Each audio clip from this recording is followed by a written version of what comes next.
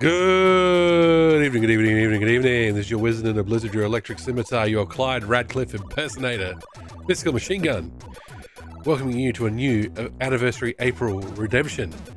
In Board Game Heaven, do not try and sneak in Creatures 2. Peaches is right, you have to redeem it. If we beat Creatures in half an hour, we'll be playing Time Stalkers. Don't you try and sneak, you need to pay your points.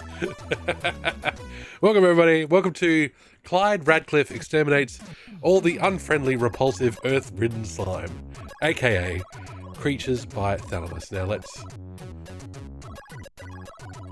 have a look at the manual. Let's say hello to everybody, let's do some shout-outs. Let's give a shout-out, of course, to the Redeemer, Board Game Heaven, Terminator Potato Dave, Timmer, welcome in. Oh my god, Peaches, welcome in. I hope everybody's doing well. It's a Thursday night. We had some big feelings in the mystical machine gun household last night, so we were up late. And then tonight I watched the footy with the kids, so I was late again. In this economy.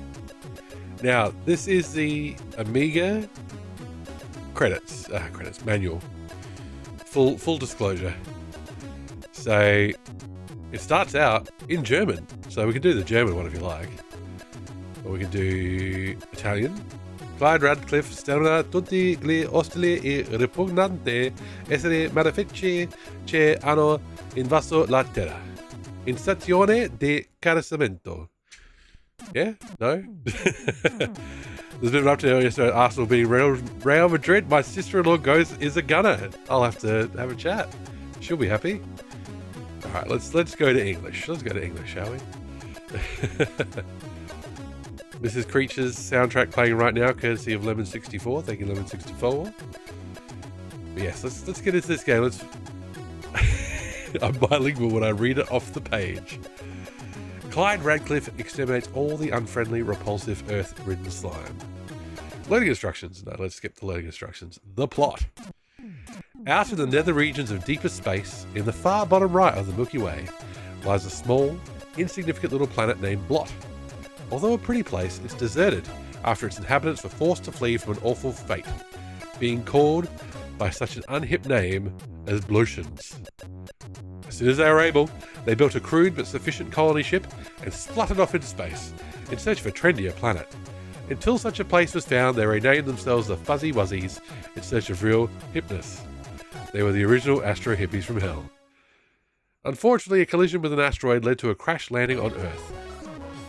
As luck would have it, they landed on some blue wobbly stuff, commonly known as the Pacific Ocean, next to an undiscovered island. Just gonna turn it down.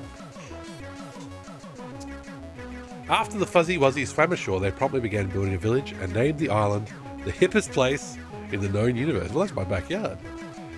What the Fuzzies didn't know was of the existence of the none too hip and ever so slightly irritable demons living on the far side of the island.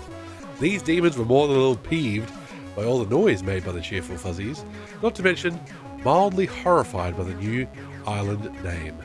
The demons came up with a cunning plan to put an end to the commotion and the general good time being had by these intruders. They invited them to the biggest party ever held on the island. Fuzzies cannot resist a good party, and all of them, fur neatly brushed, attended. Just as they were starting to enjoy themselves, the demons threw a net over everyone and carted them off to the torture chambers. Oh dear, how could anyone wish to hurt such cute creatures? Pass the chainsaw. Hang on. How do you say pass the chainsaw in Italian? I don't think it's there. The only one who wasn't caught was Clyde Radcliffe, a tanked up little fuzzy who was decorating the bushes with carrot pieces. The next morning, Clyde awoke with a splitting headache and the remains of a camel's armpit on his tongue. Needless to say, his breath was so bad it could strip paint at 50 paces. He's been on the terps. Nevertheless, our courageous little hero vowed to destroy the demons and rescue his fellow fuzzies. Gameplay. Each stage in the game represents part of the island. Once the end of the stage is reached and completed, Clyde enters a witch's hut. Inside is a good witch who has a fuzzy fetish and offers to mix magic potions which, when drunk by Clyde, give him special weapons. However, to enable the witch to mix any potions, she needs ingredients. These come in the form of magic potion creatures found during each stage. It's important for Clyde to collect as many NPCs as possible before entering the hut. The more NPCs you have, the better the weapon potions. Once 2 stages have been completed, Clyde will have a chance to rescue one of his buddies from a torture chamber. Don't do it, Clyde. I'm getting mixed messages from the manual on whose side we should be on. A successful rescue allows you to continue along with any NPCs the Grateful Fuzzy donates to your cause. The witch is hot. Well, there she is. Look, she's full page. So it's canon. In the shop, you can exchange magic potion creatures for new and improved weapons, and they thought they were being rescued. Moving the joystick left and right will scroll you through. Okay. Grade of the weapon. Weapons all cover 1 to 3 strength. To select a weapon during the game, pull down on the joystick and press the fire button. Okay, down and fire. While holding the fire button, you can scroll through a menu of previously purchased weapons. When the weapon of your choice is aligned with the selector, release the fire button and come out blasting. Droopy. This is your standard... He's got Brewer's Droop from the night before. This is your standard shot and travels in a downward arc. Super Droopy. Similar to your standard droop, but a more gentle arc. Fireball. If you have the enemy in sight, don't mess around. Get straight to the point with this hotshot. Fall up. If the aerial atrocities begin to get up your nose, catch them unawares with this upward curving blast. If the nasties won't... Oh, Wiggler. If the nasties won't stay still, select a shot that's just as energetic. Curly Whirly. That's a chocolate bar. You don't have to be too accurate with this one. It goes everywhere. Flamer. The range may not be great, but when this weapon strikes the bad guys, are serious toast. Scatterball. If the ball doesn't get it, the bounce will. Somebody spill something on this manual? What is that? Information. With a friend in need, you want all the help you can afford. Leave the shop. Blah, blah, blah. Yep. Joystick. Here we go. This is what we want. Fire button starts level. Left. Left. Right. Right. Up is jump up. Diagonal left is jump up and left. Diagonal right is jump up and right. Fire button and down is weapon select menu. Fire button is shoot selected weapon. And held fire button is bad breath weapon. Oh, we've got in-game pause. There we go. We're playing with keyboard here, but we're playing with a numpad, so we'll have the diagonals. If a creature does not flash when hit, it cannot be destroyed and must be avoided. Some indestructible creatures are linked to destructible ones. Blast one, and both bite the dust. Flashing items are collectible, but be careful where you blast, for they are also destructible. Creatures is another stonkingly good Thalamus Europe product. Okay. Bye-bye, crew. Stonkingly good. Indestructibles make a sound too. Ah, okay. Do they make a sound like this? Fuck you, game. All right. C64. We have everything set up. We are ready to go. Our good friend Ass presents... Fuck's sake! Creatures Plus. We will not be using any cheats. I may just leave... Hang on.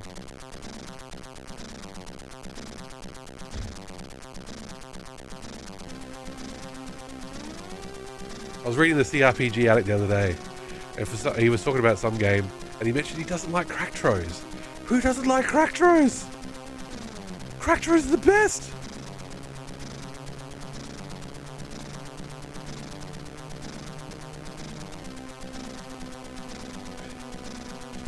Okay.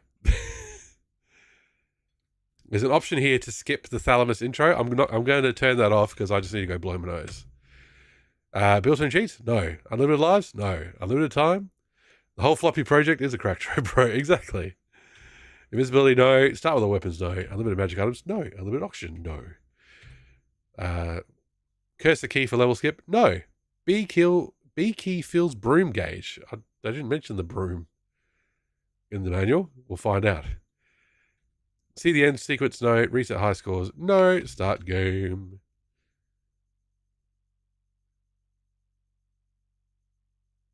What is that? On next screen, bitmap GFX, press space for default VSP, channel 0, or 1 to 7 for safe VSP, channel 1 to 7. I don't know.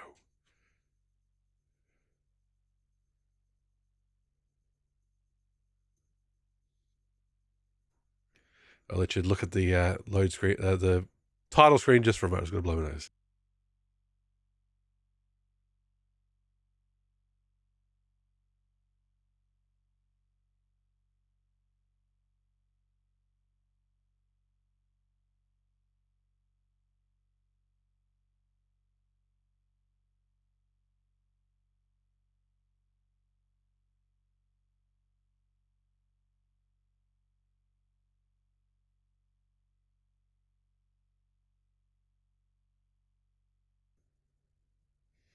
Clyde needs your help. Like the Fuzzies need our help. So are we siding with the colonizers here? Or the murderous indigenous race? We like torture chambers. What a choice. Oop. That's not the space button on the C64. That is. I think we've got max speed set. I can't believe on Blue Sky they were advertising Creatures t-shirts today. I quoted it and I'm like, what the fuck? The algorithm knows me too well. Oh yes, flashing lights warning. Oh, maybe not for this screen, but maybe for the next one.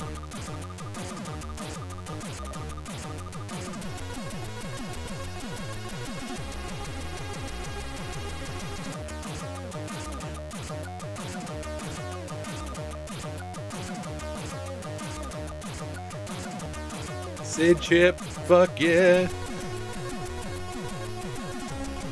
Do, do, do, do, do, do, do, do, do.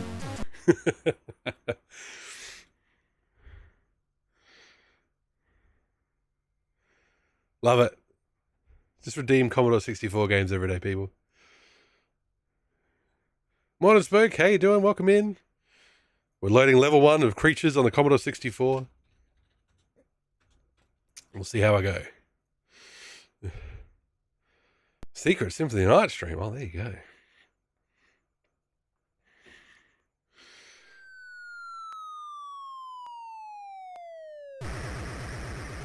You don't get that every week. Here's the flashing lights warning. Apologies. Oh my god.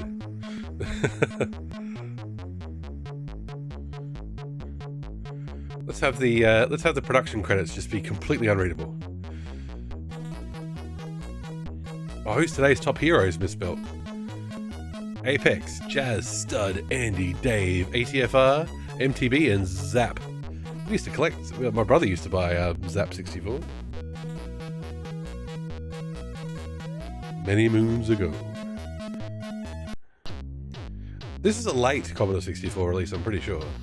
Lily Lakes leading to the Caves of Slime. Collect the following creatures for magic potions. We've got a greenie, a reddy, and a bluey.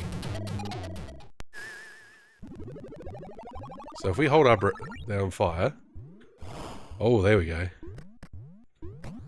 So there's our droopy attack. Have we got the music off? I think we might have the music off. Oh no.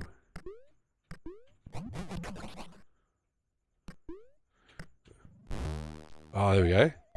All we've got is droopy. Okay.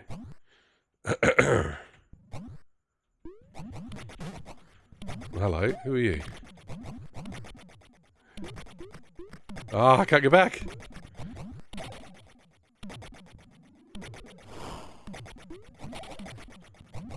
I don't have the right ammo. Are we out of time? Why does time say 0? I don't think... Can I hit this thing?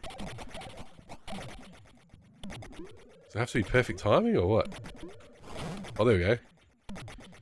Oh, time is below it. Oh, dooey. Okay, we'll have to just... dodge.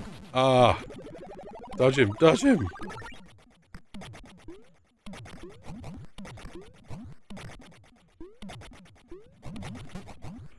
Okay, let's move on. Move on from that guy. Oh, we can't walk up slopes. We have to jump up slopes. There you go. Let's use our morning after breath. Ah. Oh, hello. Got one! Alright, we can go to the shop.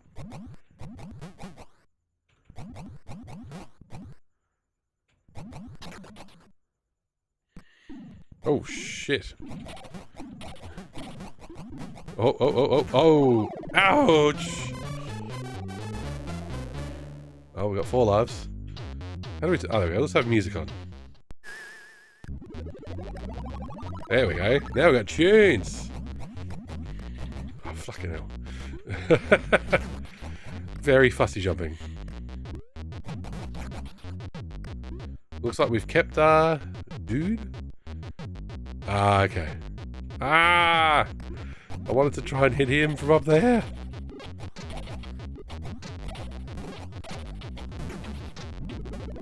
There you go. Destroyed it with our head. Oh, we can't move when we're charging. There we go. Can we get health back, I wonder?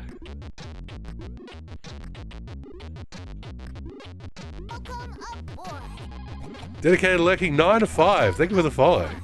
Mac, thanks for the follow. Welcome in. Hope you're doing well. Dedicated Lurking 9 to 5. That is a great username. So is Mac. How you doing? Yo, Mac. Look at that. Commodore 64 getting the people on board. Not the skills. Not the gaming skills, I'll tell you that.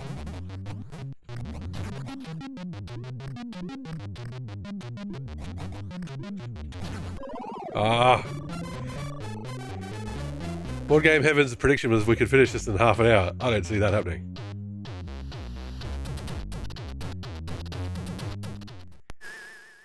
But hey, we'll be listening to good music while we do. Not like this, no.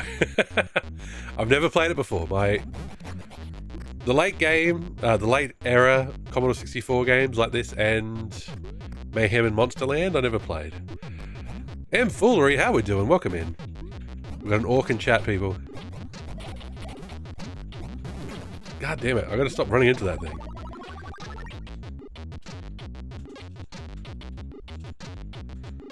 Foolery, on top of everything, on other things, was playing Warcraft. And transformed into an orc live on stream. Amazing stuff. Stream is over, I am partially green. Very accurate, very accurate. Okay. Whoa!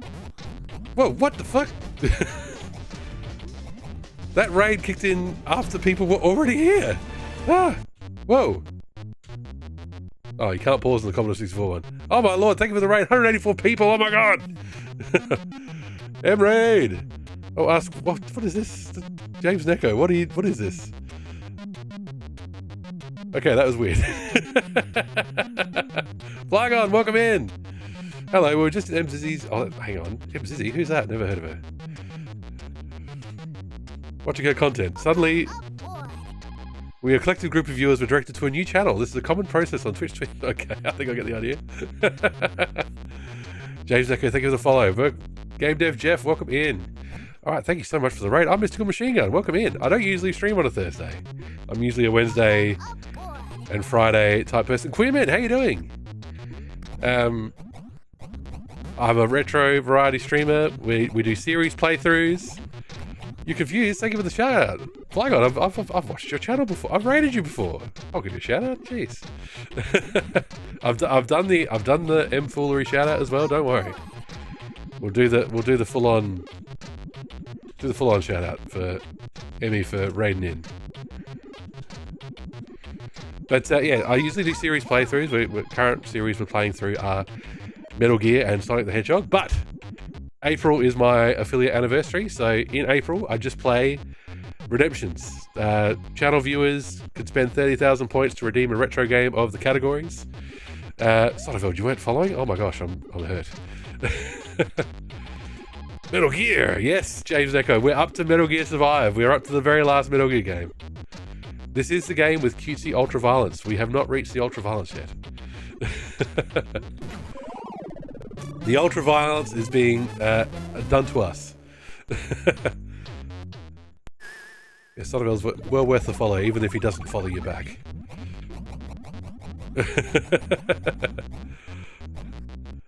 Yes, so you've hit me up in my affiliate anniversary, April.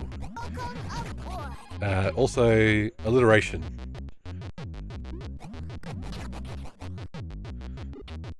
Oh, you gotta dig the music. Commodore 64. Ah. Oh. Everyone unfollow. Follow train.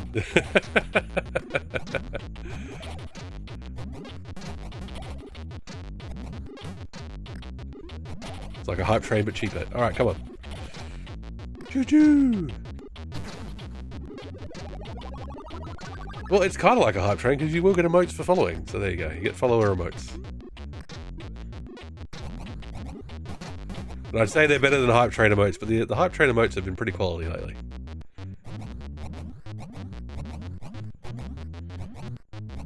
The Sid ship was glorious, Herman. Absolutely. There's these weird ghost trains now. They're too spooky. Ah. When I get rated is when my gaming skills get even better.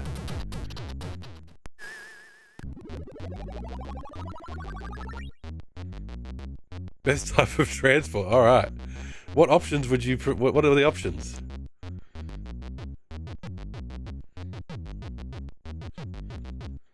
Best type of transport. Ghost train.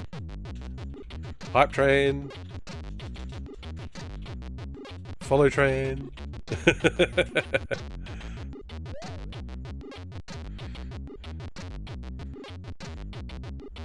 Alright, there we go. We've got planes, trains, automobiles. How do you spell automobiles? Boats, bikes. There we go. Additional votes, 5 minutes. There you go. Let me know. Let me know how you feel about that stuff. Tuk tuk.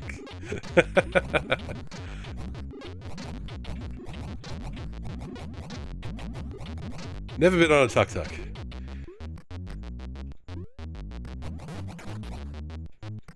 Kangaroo. Oh god. There's a lot of mucus in those. Can't vote B-class tram. I'm in South Australia. We've got one tram. We have a train though.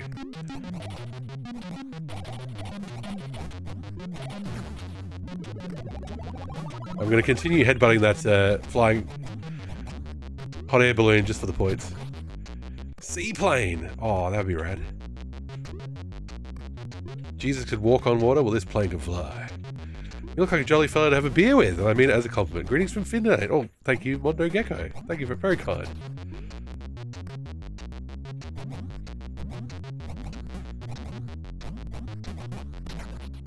I'm glad you rated me now. Last week we were playing Snowboard Kids on the N64, which was Chariot. There's an option.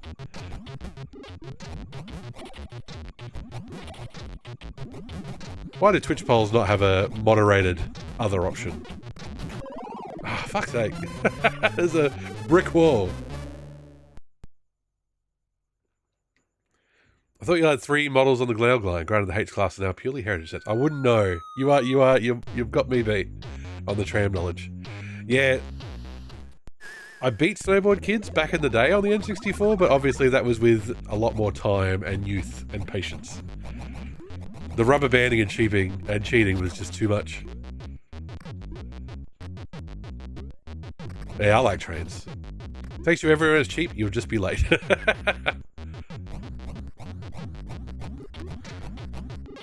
It's not the train's fault.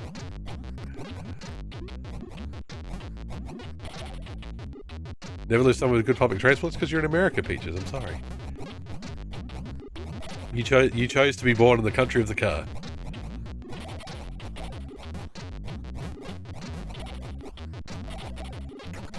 Okay. The Snowboard Kids even have a Yeti. No, it doesn't. It just has horrendous rubber banding. I can give you the name of possibly the hardest C64 game. I think it was made by one guy based on a Finnish comedy movie. Well, there you go. From a whole 20 movie series. We could play How to Be a Complete Bastard. I never could figure out how to play that game properly. I'm joking, Peaches. I'm joking. Alright. Alright. We have not headbutted the hot air balloon. There we go. Our score's so low. Oh, is that indestructible? No, it's not. Okay. What's your deal, buddy? Why are you glowing? Oh, yep, there we go. Don't over the umbrella.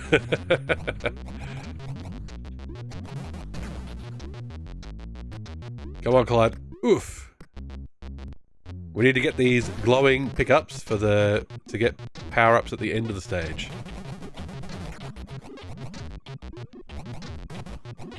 We nearly got all three? We nearly have all three. Shit. The high-pitched noise is indestructibility. There you go.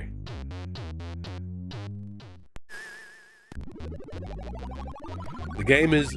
Oh, I'm going to butcher this. Uno tura puro muta male, based on a movie with the same name. The main character, Uno, has a rich father-in-law. God, I wish. Who hates Uno. Oh, there you go. Maybe not. Uno doesn't really like to work and is genius at getting off of work. Oh, there you go. Uno sounds like he's living a life. The name translates to Uno moves to countryside. Ah, okay. I'm trying to figure out what a game based off of that would look like.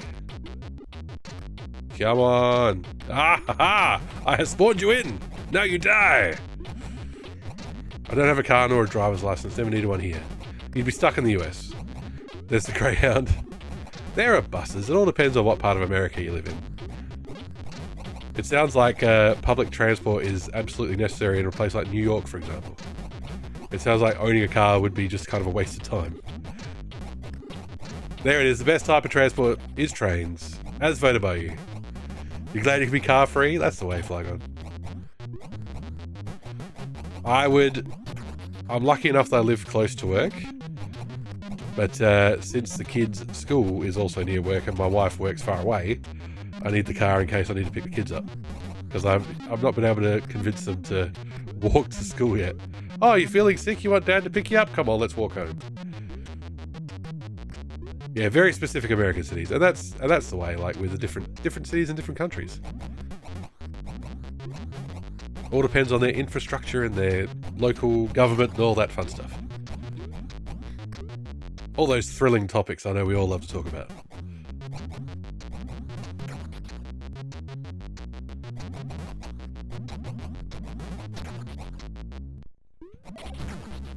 I'm so bad at dodging those. I did so well the first time. Ah, because we picked them up already, we don't have to pick them up again. Ah. Mistimed the jump. I feel like level 2 is going to be horrendously... Not horrendously. It's going to be far easier when we have something other than this droopy attack. He is a fuzzy. He is from another planet. And they've dropped onto Earth.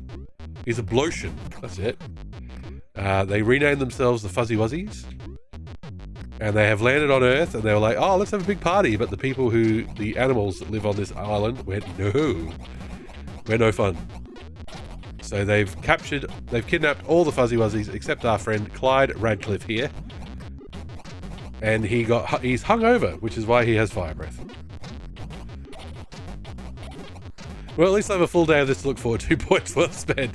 I hope you like level 1. No, I'll get better at it. I'll get better.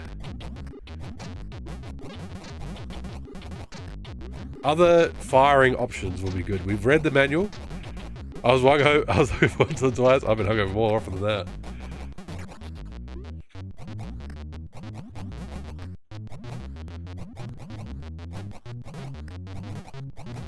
You gotta learn what makes you hungover as well, though. Red wine is just a guaranteed ticket to hangover town, for me at least. But I like red wine, it's a shame. Cooper's Sparkling Ale. One of my best mates had a running tally of how many times he felt absolutely rubbish the day after drinking Cooper's Sparkling Ale, which is a bit stronger than Pale Ale. And last time I talked to him, Sparkling Ale was still winning. Still winning the battle.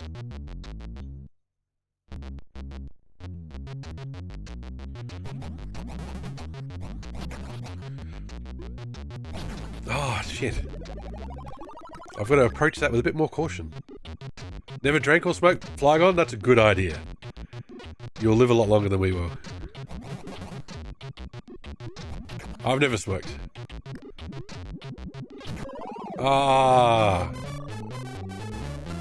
Which is great because my liver's dealing with me needing to lose weight. Oh, there you go. Quit drinking years ago, you don't miss hangovers? There you go, that's a good way to be. Got some healthy folks in chat. Well done. I've cut down quite a bit in my 40s. I still drink occasionally, but now it's not a big deal to go like a couple of months without a drink, without issue. I'm trying to get my weight under control. And beer, not a good choice for when you're trying to lose weight. Red wine is one of the worst hangovers for sure. So is Kilju is made by mixing water, sugar and yeast to 30-litre buckets and let it be there for a week. When you're a teenager in music college, week is enough time for fermenting, no berries or other fancy stuff needed. Still smoke, everybody has their vice, of course. Of course, Herman, of course.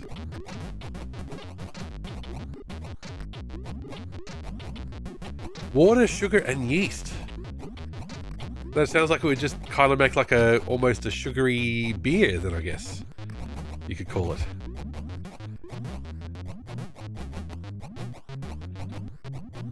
We did homebrew back in the day. A lot of exploded bottles. And one batch of Newcastle Brown Ale where we put too much of the fizzy, sugary things in when we were brewing it. So it tasted nice. Don't get me wrong. Love a Nuki Brown. But you would have to open it in the sink and let it just foam for a while. Okay. Will the streamer have learnt his lesson? Sugar's your vice, Timmer? Can I have more than one vice? Because, let me tell you. Salty snacks, chocolate, pizza, bacon, alcohol, fried chicken. I can keep going. Oh, far from sugary beer. It tastes horrible, but cheap enough and you can get the ingredients under the age of 18. Aha! That's the key. Underage drinking.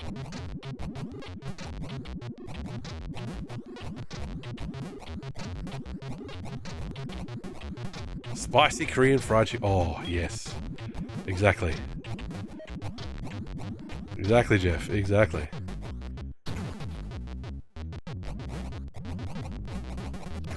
Alright, here we go. Uh-oh. Platforming. Can we pick him up twice? Oh, that's great. I'm happy with that.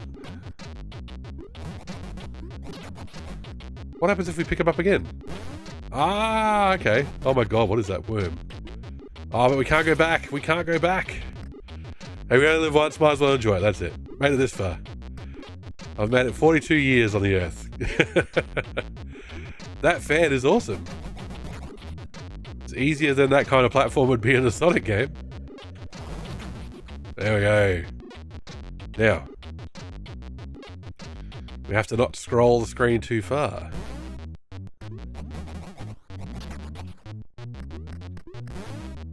There we go, we're up to 6. These lily lakes have got nothing on us. Oh no, it's back! The hot air balloon! Ah! Oh, gosh. I'm guessing there's no mid-level checkpoints. It looks how you feel. Just looking at the camera in horror. Oof, we're cutting that fine. Boom, boom, boom, boom, boom, boom, boom.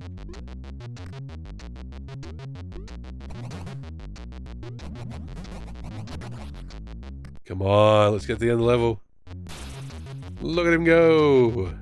Oh, can we shoot? We can't shoot. Oh, what the hell? Oh, we have to jump to shoot. Okay.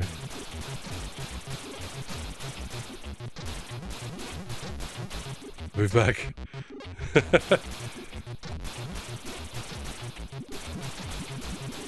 Alright, here we go. Oh no, we're gonna jump and shoot again! No! Oh no! Oh, we made it so far! How long is that? How far along were we? We were really close to the end too! Oh, there are checkpoints, there you go. Never had a C64, but an Amiga 500. Oh, I'm jealous. So many good memories. We moved on from the Commodore 64 to a Mega Drive. So, in a way, we were playing Zero Lives. That's alright.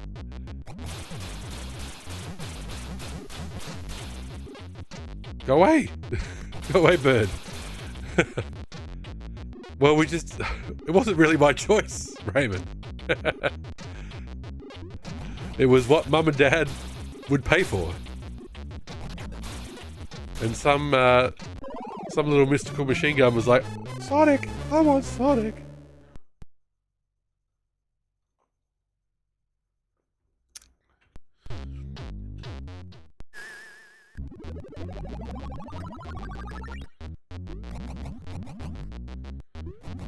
What? Give me a chance, give me a chance. Actually, I don't remember how we convinced Mum and Dad to get a Mega Drive, but we did. But it was a Mega Drive 2, so the Mega Drive had been out for a while by that point. And it was definitely the early 90s. We didn't get a Mega Drive in like 1989.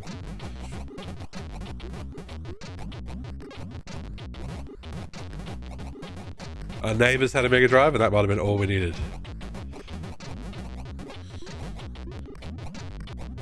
I really need to fix my unmodded Mega Drive 2's AV jack. Oh, is it just loose or bad pins? Oh, worse filters. Yes, yes. I know what you mean.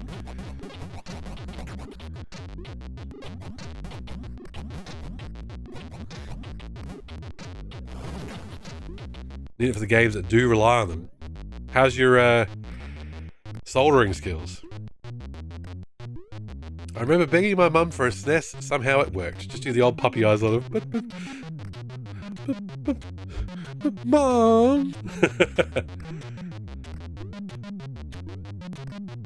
Oh, I haven't forgotten.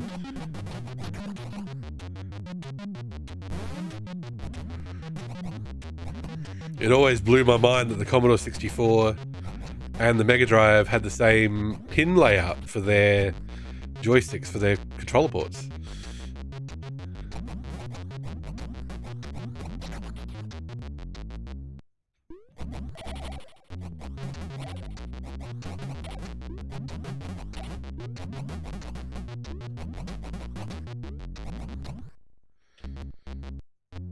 Yeah. Yeah. They look the same. They use a keyboard when using a Mega Drive pad, yes. We'll try Uno to a game someday. Character's name translates to Uno Useless Creek, so no such real last name exists for the character and his wife. Well, give me 1 second. Let's pause. Well,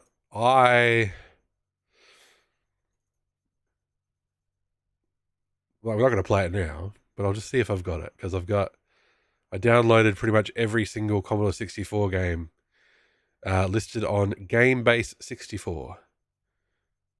And it uses up like, yeah, I think I've got it. Uno to, yeah, looks like a winner. Yeah, that's it. There you go. I do have it, so I can play it one day. It might be a tricky game name to remember, but thank you for the follow as well, Mondo Gecko. I really appreciate it.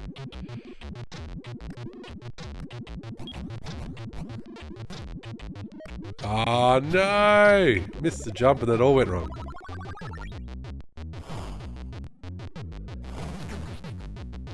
That's right, there's multiple of these, we'll do that.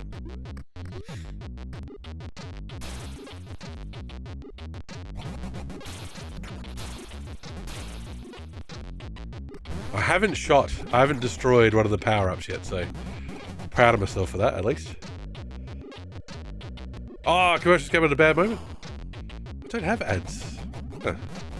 Yes, I do. It's in my giant collection of Commodore 64 games, so I can definitely try and play the hardest Commodore 64 game ever based on a finished comedy movie. I'll report back. Ah, you son of a bitch.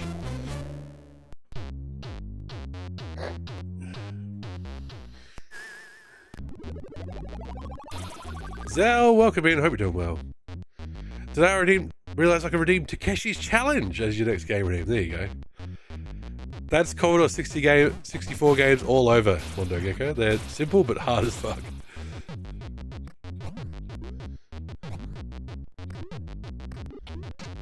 My go-to example of that is Space Taxi. Simple, hard as balls. I've heard about Takeshi's Challenge. I've heard of Takeshi's Challenge via Under Consultation Pod, if not other places. Oh wait, that's Game Center CX. No, I've definitely watched Takeshi's Challenge on SBS.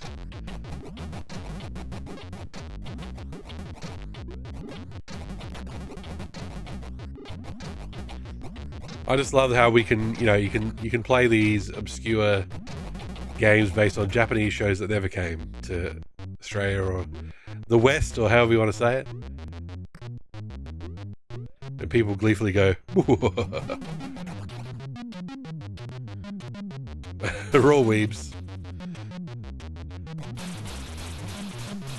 We're all weebs here, Timmer, sorry. I'm a weeb for the Dreamcast.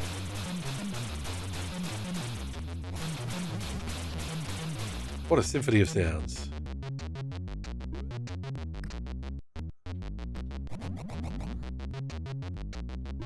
There you go. I can go in. I can go in the cave, and I can't scroll the screen any further. C64 was the first gaming experience to my memory. We had one.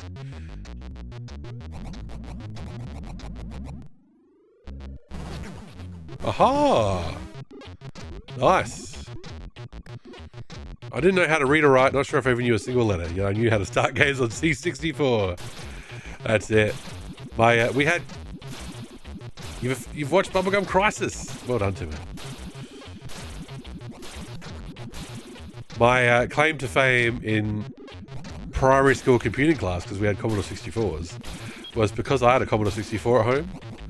I could type with 2 fingers. I was so much faster than everybody else. A weeb? A woman who just spent over half an hour writing about a 25-minute episode of anime? Slanderous. We would never accuse you of that, Zell. My daughter refuses to play my old games because they're so hard. How could you play this? Well, that's what we had. Sonic Mania was a good gateway drug for Sonic for my girls, my kids.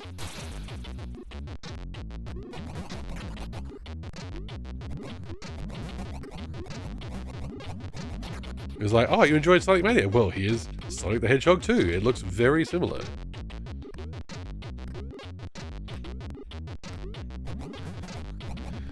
And Godey's Game of the Year Retro Challenge, they've wanted to help me out with that as well, so. Am I avoiding that worm? No, we're going to fight the worm. I've actually unlearned reading to become cooler.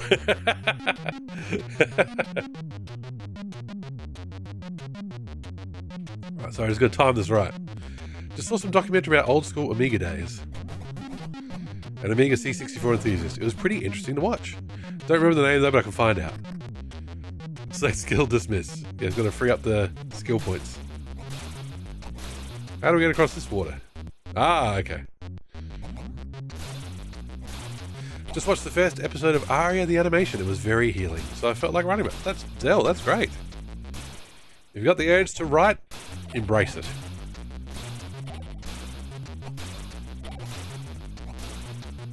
I keep trying to write more, and I'm not. Because I'm too fucking tired.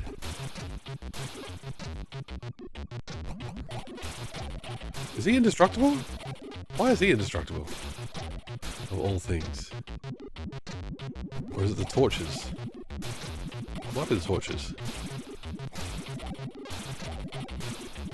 Oh, maybe he is indestructible, but how, then what do we do?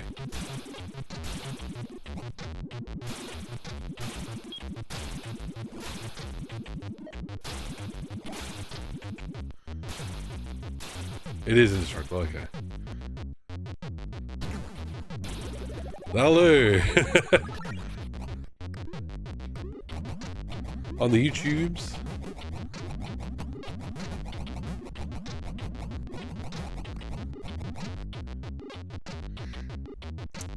There's a Sonic OVA I saw on a Twitch stream once. Need to look up which one it was. So I want to rewatch it. Very cool classic Sonic, but in animation. Sonic. That it might just be the Sonic OVA. Did it have Metal Sonic, and did it have Knuckles wearing a hat? Because that has the best song, soundtrack theme song in the history of time, look-alike. Oh, love that song.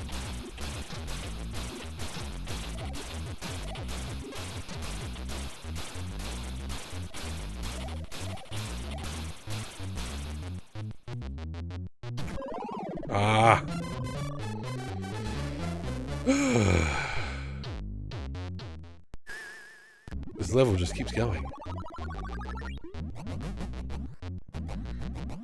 Alright, Raven, give me a chance to figure it out myself a bit. Alright, whoosh. No, all good, all good. I appreciate you're trying to help. Oh, that works well. Journlove, welcome in, hope you're doing well. Let's give Journlove a shout out. You still going with Avowed, or you're onto other stuff? The Shatterscarp. Oh, there you go. We're playing Creature 64, C64, not Creature 64. I'm in the Nintendo 64 Mind Palace. Oh, look at those dudes, they're just chilling. They're jamming out. Let's kill them all at the same time.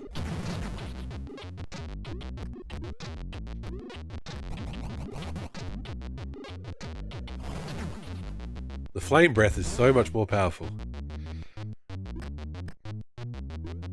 I finished Avowed last week, not sure what to play next. Had a little go of Atomfall. I wasn't vibing with it. Well, if you're not vibing with it, that's the way to go. Take a look through the backlog. This track should get annoying, but somehow it doesn't. I agree. It's just, the loop is just long enough. There's just enough variety in it, I think. Okay. Gulp. Does this level ever end? We're in the caves of slime.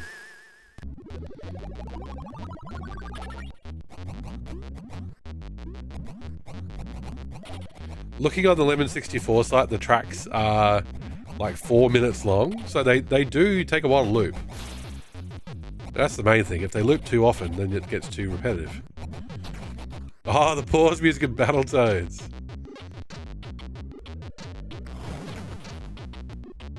Oh, a Yahtzee video. I haven't watched a Yahtzee video in a very long time.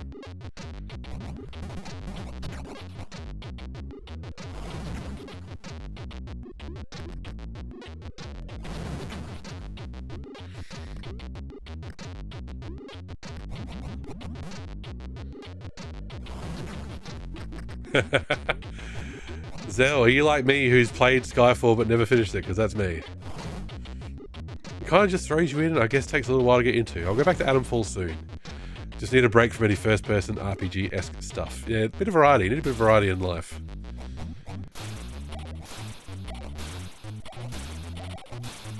Okay, they sound indestructible. No, what is that green thing? It appears and murders you.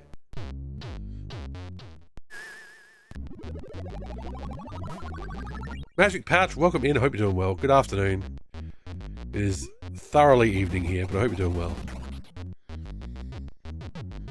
Yeah, I thought my first 2 series playthroughs were Metal Gear and Phantasy Star. And I'm like, oh, action game and a JRPG. That'll be great, you know. We'll tear through the action games of Metal Gear and have the longer JRPGs. But by the end of it, Metal Gear Solid 5, Death Stranding, it's like those... I had to have more streams of those than I needed to have of the bloody RPGs.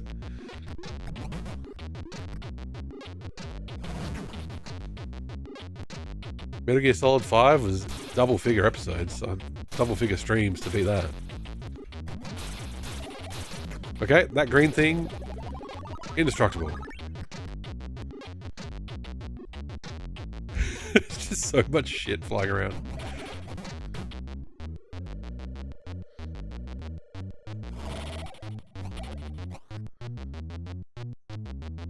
Okay. Oh, He gets faster when you shoot him. No matter self, don't mess with the green thing. It's the Hulk. Okay, what am I? Oh! Oh, I knew that jump was a bad idea.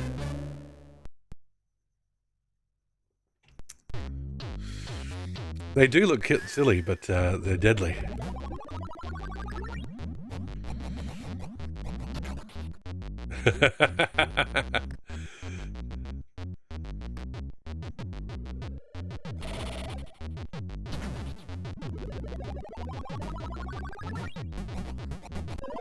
Ah, trying to rush it, trying to get past it. How many missions into Warcraft did you get, Emmy? How far did you go?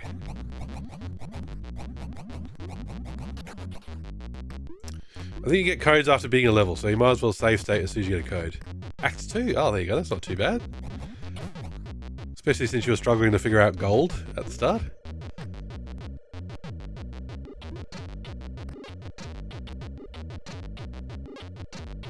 Okay. Oh, what? Okay, I was thinking, is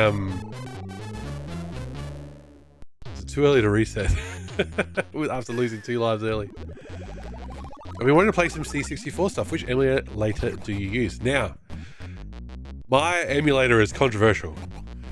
It is C64. Let me link it actually while the music plays. Everybody else in the world uses Vice. Yes, Vice was bundled in the Gamer of the Year stuff. For whatever reason, come on, c64.com, load.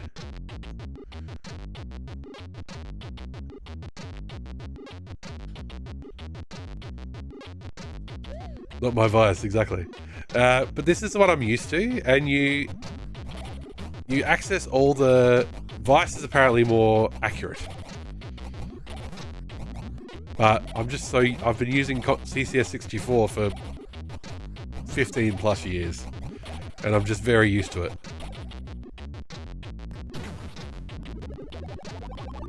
So controversial. we live on the edge here on the Mystical Machine Gun stream, don't worry. God damn it. If this was a cartridge game, I would reset. But it is not. It would have to go through lots of loading screens.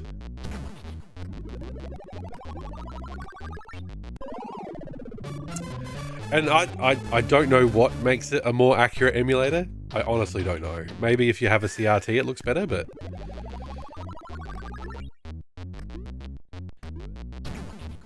I'm very loyal to Kega Fusion still for Mega Drive stuff, but BizHawk has retro achievements, so...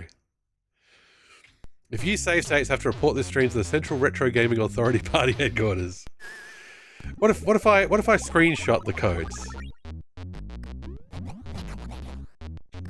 We don't have any graph paper here. Okay. Come on. Oh, can't reach it. Come on, come on. Sorry, I tried avoiding this, but we just have to. It just has to die. For us to live, it must die. You're disloyal to WinUAE. Never liked that thing.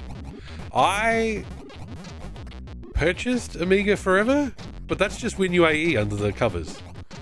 But because I never used an Amiga until emulating, I had a real tough time figuring out how to just load anything. And I do not understand the numbering of Amiga, like Amiga 500, 1200. It's like, which one's better? Apparently, because higher number doesn't mean better. Peaches, you're right. I never beat any game in half an hour. We're here for a long time, not a good time. I mean, wait. I was tempted to mod my Amiga to play on modern screens.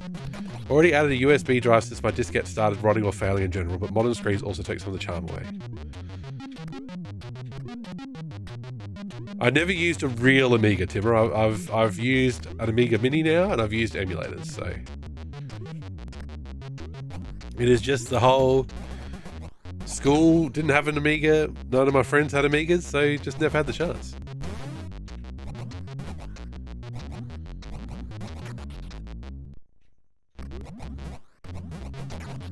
I was still plugging in the Commodore 64, don't worry. Oh, fuck it. Like throughout the 90s. And playing Pool of Radiance with 8 floppy disks.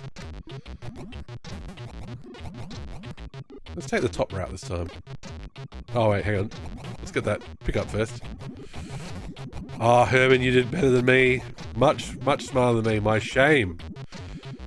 My shame is that my brother and I took my middle brother and I took the Mega Drive and all the games to cash converters when we were teenagers. And we didn't get a very good deal for it, but we wanted a Nintendo 64. And we didn't have jobs being teenagers. I should have kept that Mega Drive. I should have kept those cartridges. And, you know... Oh, you fucker! You fucker! Fuck's sake! The Amiga experience was nice back then. I wish I hadn't been dirt poor all my life, yeah. Played Leander yesterday. That game is mean and hard. So you won't redeem that for the Amiga. Well, thank you. I appreciate it.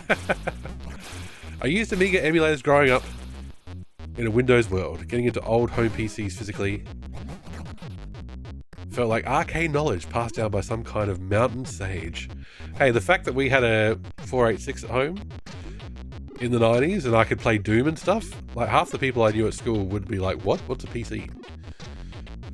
Now everybody has a PC. Everybody's got a PC in their pocket. $89 to it. Yeah, exactly. There's a reason why I beat Phantasy Star 4 on the Mega Drive by renting it multiple times. We bought an N64 very close to launch, and we played Mario 64 and Lilac Wars,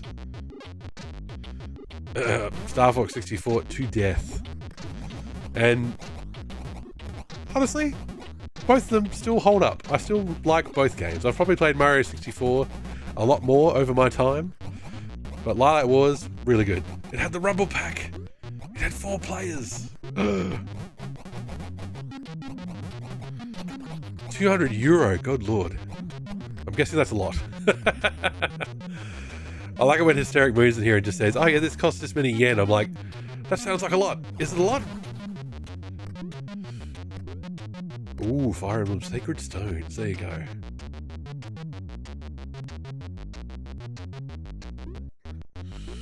It was called Lilac Wars and AE as well? It was. Well, essentially for the Mega Drive, for the N64, for the Dreamcast, Australia was EU. We just got the EU version, so we just got PAL. $360! Fucking hell. Okay, I'm with Timber, that's too much. Any console I have a say in selling, I have kept. There you go. Well, hey, in 20 years, my PlayStation 3 is going to be worth some money, right? My fat PlayStation 3 that doesn't do the PlayStation 1 games. Don't know. There's a time limit? Is there? The time limit has never been the risk. It's just been fucking get through it. The really bizarre is when we get the US versions of the portable games. Ah. Were the portables region free, I guess? Like the Game Gear and stuff. Ah, okay, Zell, fair enough. If you've got a limit, you got a budget, and you want to stick to it, that's the way to be.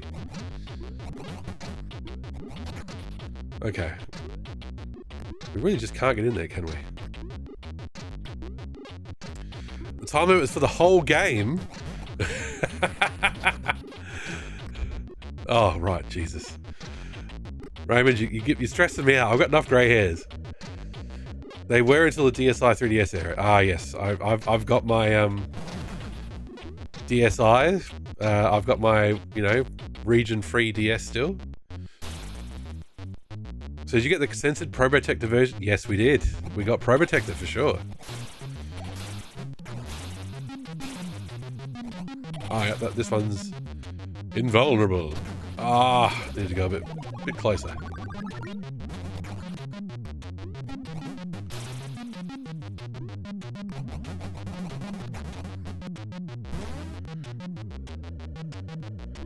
What was censored about Probotector?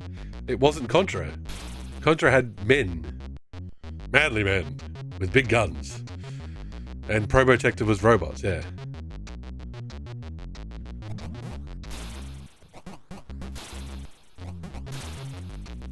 I think the enemies were robots as well. Hot take, fighting shooting robots is way cooler.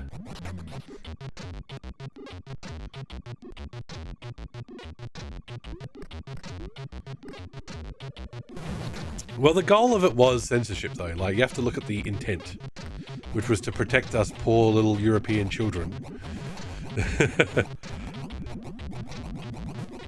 I'm pretty sure that was the intent.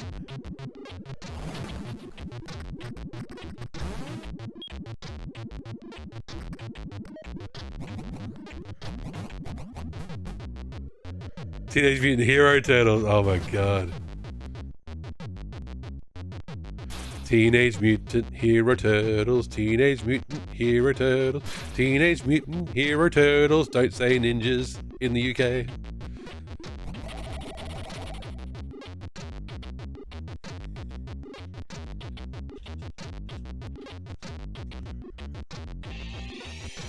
Something retro streamers, 40-something retro streamers, 40-something retro streamers, bunch of old geezers on Twitch. The moral panic over video games was silly. I've been playing games all my life and I've killed very few people because of it.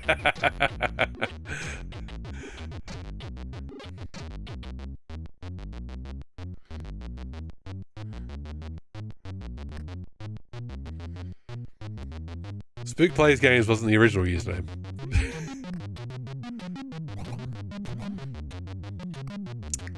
Teenage Mutant, we are hugely misinformed about cultural stuff and a panic over it, Turtles.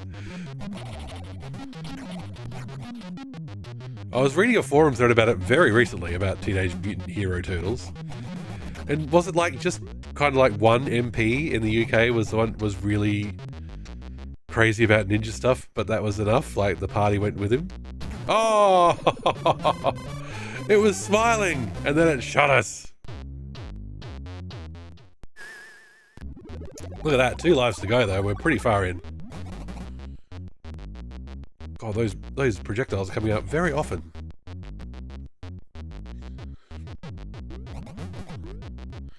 Oh, I've read some of the comics. Yes, they're dark, very serious. I'm like, oh, why is this black and white? And why is nobody eating pizza?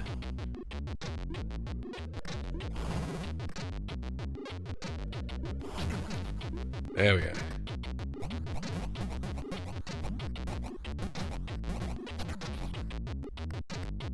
Oh, is that an extra life?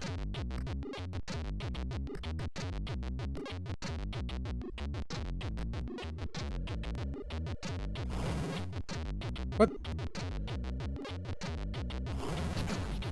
Oh, it jumped. Okay. Can we get to it? Do I have to shoot it? Aha. Now how do I get out of here?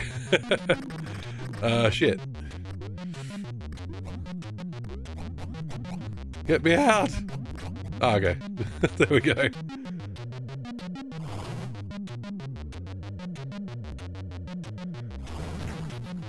The music really doesn't get annoying, does it? Oh, hello. Here's trouble. You really... It's got the fighting game rule. Don't scroll too far. Even if there's a big arrow on screen saying, go, go, go. Boss fight? Shit, shit, shit, shit. Okay. Oh no, jump. Oh, you motherfucker. Ah. Oh. Count it.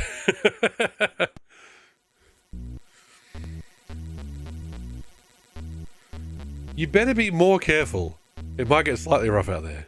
Hope there's something here that takes your fancy. What? Super Droopy. Fireball.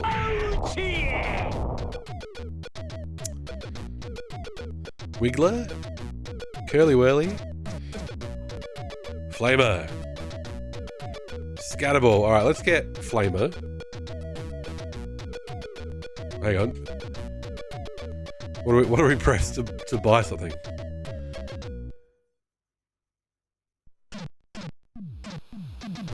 When the weapon of your choice is alignment selected, release the fire button. Oh, no, hang on.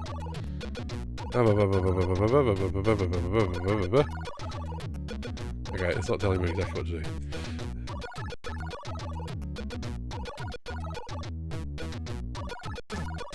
Information.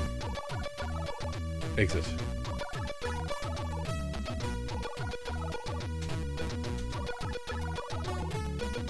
Am I buying these or what? Do I have these now?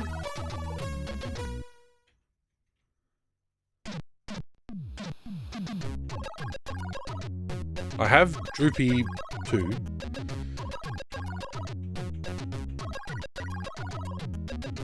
It says I've got the ingredients. Oh, okay, I get it. I have 111, so I can only buy something with 111. So that's it. I've just upgraded my Droop.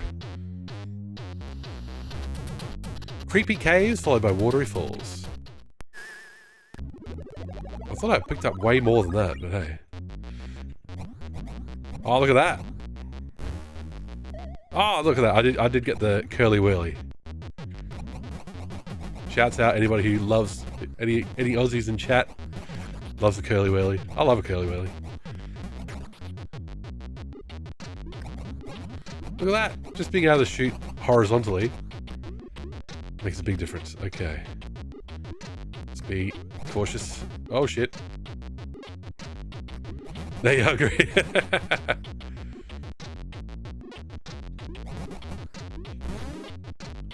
Could just do that and move on.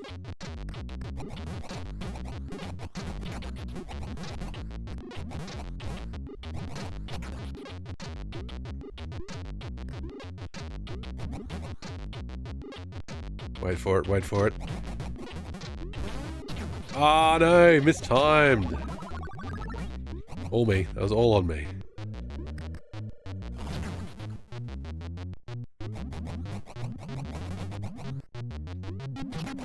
Okay, the music for level 2 is the same as level 1 though. That might make it get a bit old. Okay, let's think about this. Can we scroll the screen just enough? Oh, they're trying. They're trying to get us to shoot the pickups. Okay, so I blew all my money on the Curly Whirly, but that's alright. That's what I would have done when I was 10 too.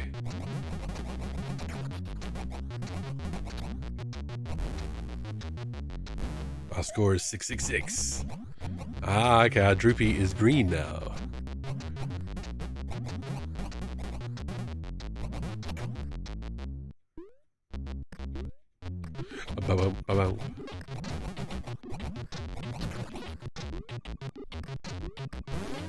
I need somebody to save up their redemption points and redeem the last ninja on the Commodore 64. My brother's beaten it, but I haven't. Mark a shame.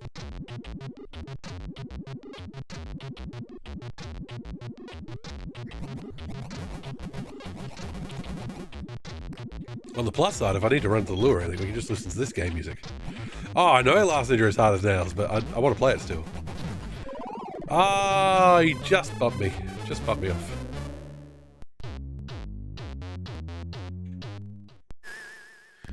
We can always, when we die, turn the music off, folks. So don't be afraid to say, Postman Pat. And he's black and white cat.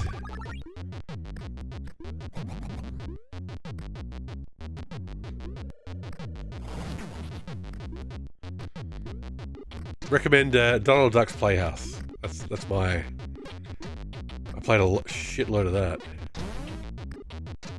Was it Playhouse? I'm pretty sure it was Playhouse.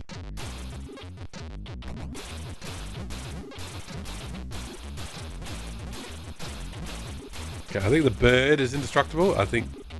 Yeah. Oh no, it's just the... geometry. Colours mean nothing. And isn't that a lesson for life, everybody? The colours mean nothing.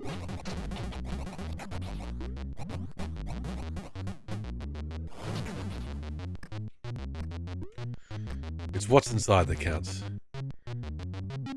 In this case, it means flaming. Ah, too close. Got too close. That little smiley guy's about to murder us.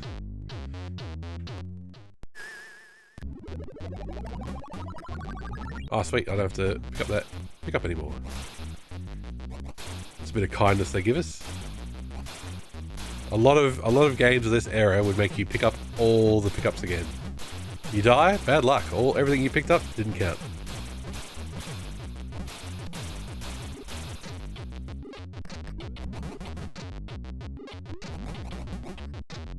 Wait for it.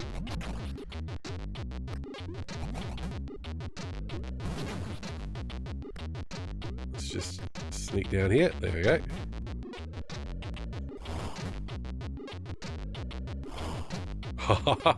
I'm 1 pixel off. There we go. Yes, good call. Good call on the droop.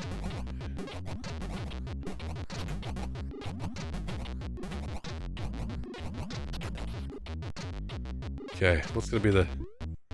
He's about to try and start murdering us. Hey. Dave the Otter, thank you for the follow. Welcome in. Hope you're doing well.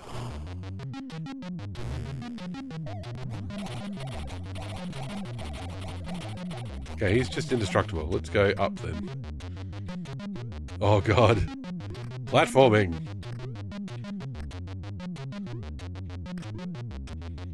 Can't stand on that. Okay.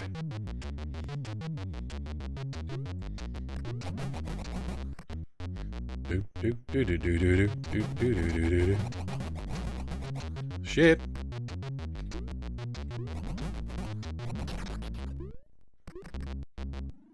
I charge it up. Let it rip. Aha! And an extra life if you don't mind. I just love that extra lives exist.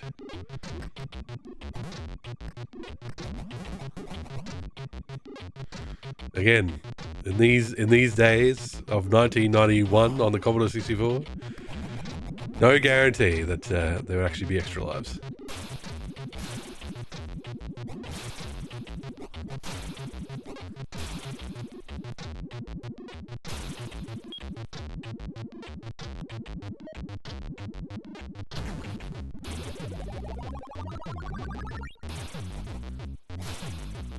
Okay, I can't even change weapons on here. I'm sure there's a goon with that as an avatar. I can't remember who. Ah, yes.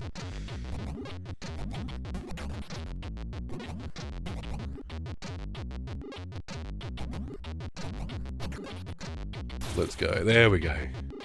Oh no! Fucker! Doesn't count as hitting him for some reason. Whoa.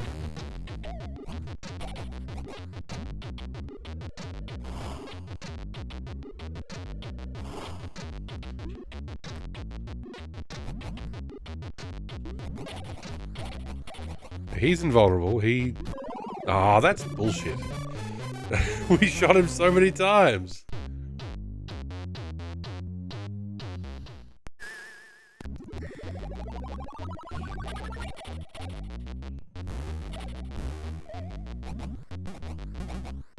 Now we have to snipe instead.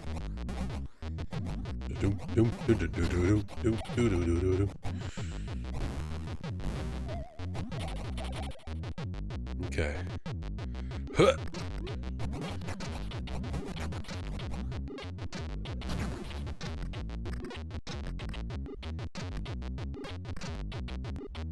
It is such a Commodore thing, though, to not be able to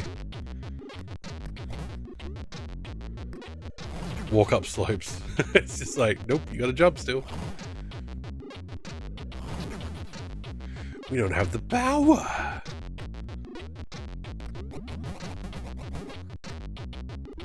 There we haven't had a pickup for a while.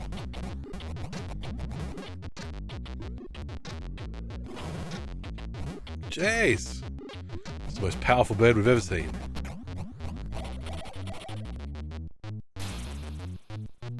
Go, go, go. Whoop. Ah. Damn it. Gotta make sure to take your finger off the key. If you hold it down, he'll keep jumping. Which is fine. You just gotta control it. There we go.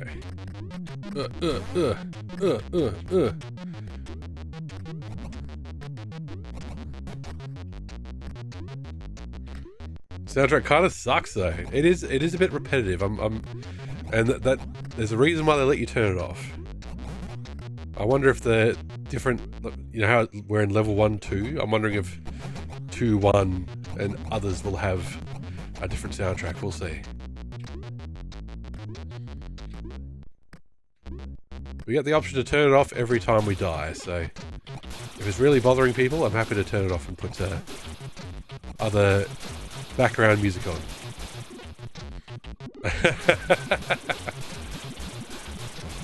You can only enjoy it if you're a real intergalactic hippie.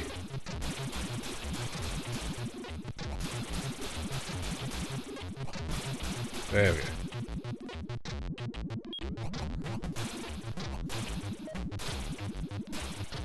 Should we make it to level 2? It's possible. It exists. Oh!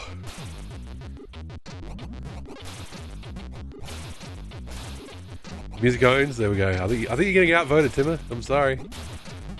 Democracy works. An affiliate anniversary April. God, I should stop saying affiliate. Just anniversary April. It's all about the viewers.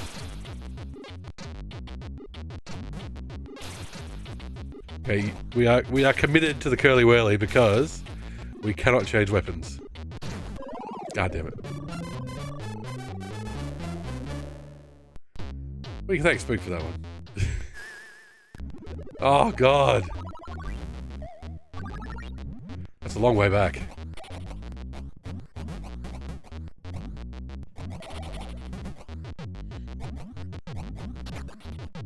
Alright, here we go, here we go.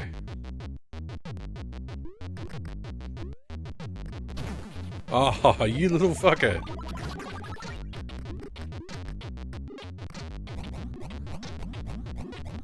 I don't think we're going to get close enough. Ah ha ha! A wasted life.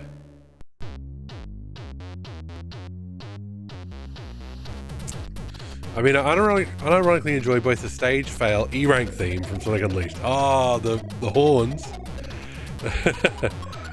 And the Resident Evil Director's Cut basement theme. Tell me if you find some of the more fucked up music tastes than me, I'll gladly fight them.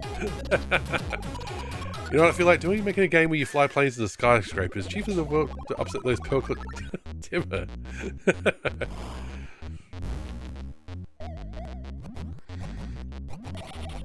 Mersbow.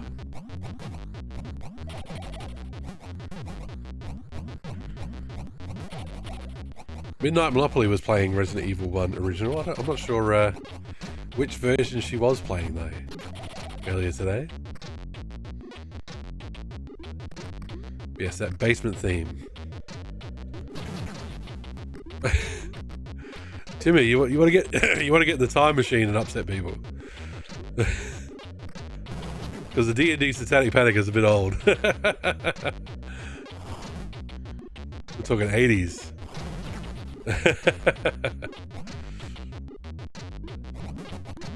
Oh, chat's getting spicy.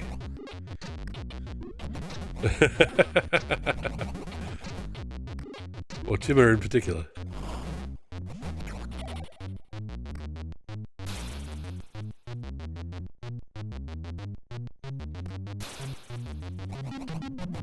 Shit.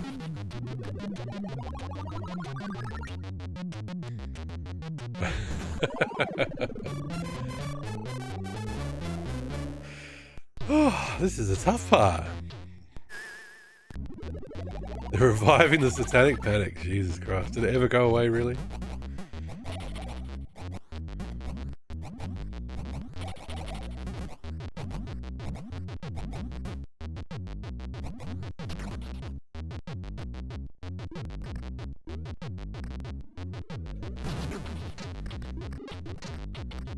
Collapsed building in Taiwan. Not aware of it. Not aware of it.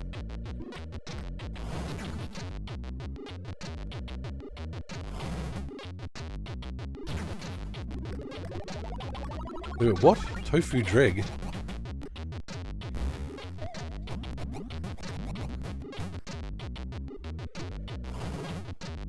I know what tofu is. I wouldn't build a building out of it.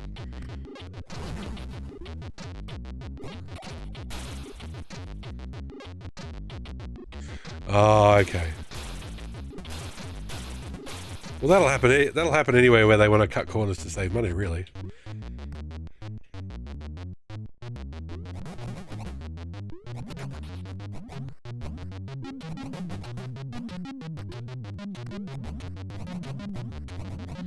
How they do it with the intent being not for anyone to use the building, just there for real estate space. Ah. Oh, real estate ruins everything.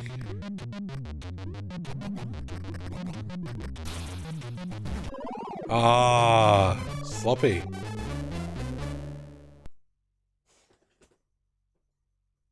Sloppy. Game over.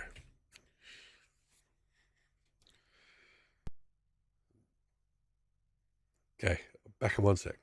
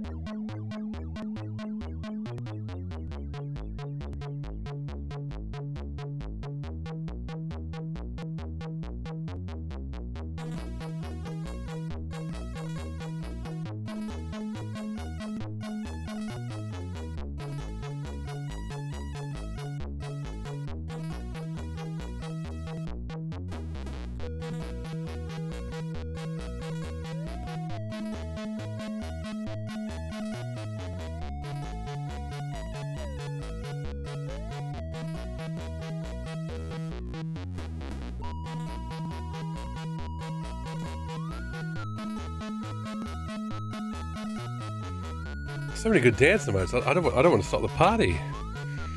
Ball game heaven. Oh my god. Never ends. That's all good.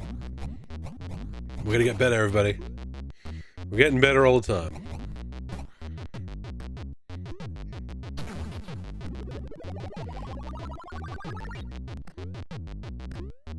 All right. Oof. Oosha. Ah. Oh my god, there's one buff pigeon. Thank god the pigeons near me are like that size. We have a lot of ducks and pigeons on our local lake, so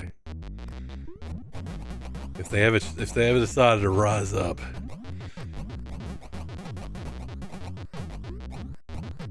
we'd be in big trouble.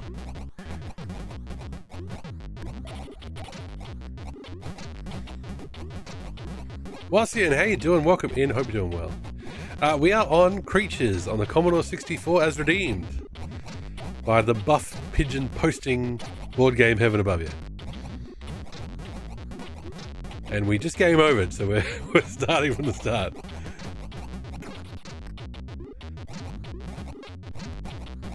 It is a platformer with puzzle stages, and we have yet to reach a single puzzle stage, so that's the level we're operating on.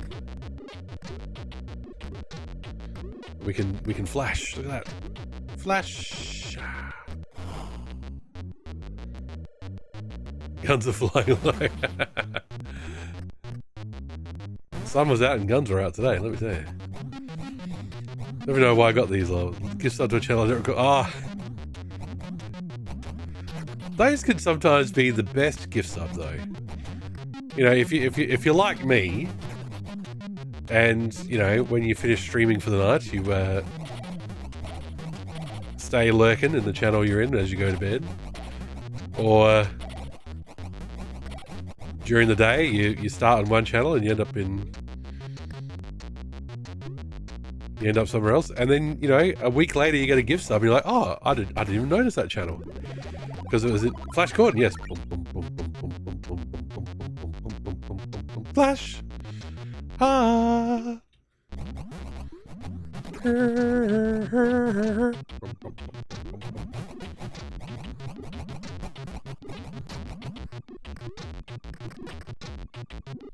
He's a miracle. He'll save everyone.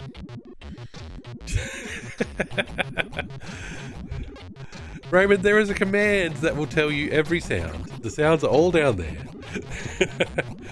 And you still optimistically go, what if he just has a hidden sound? I do not have any hidden sounds like other channels do. Maybe I should.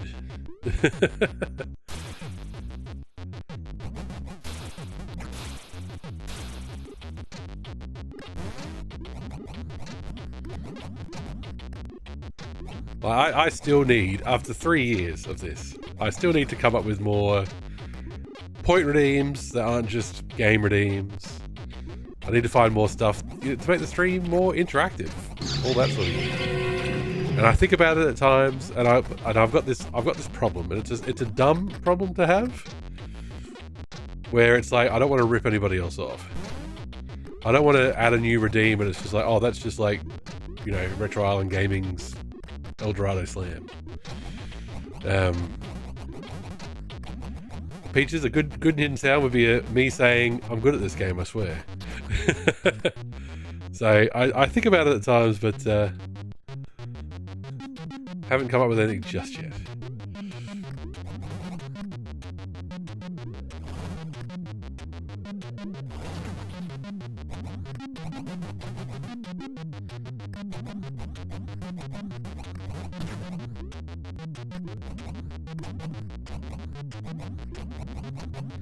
Oh, Mystical Ninja Star and Gomon. Please do. Love that game.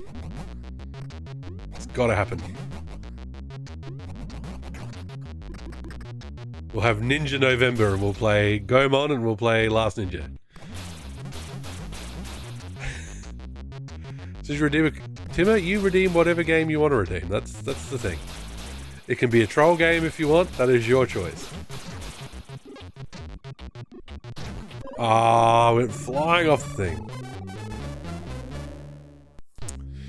What have I got in mind? I was thinking. Yes, the idea is you stick to the systems under the redeem because they're retro systems. Well, I think point redeems that make the streamer react. Like, we've got it a bit with party mode. I think people like making the streamer do stuff.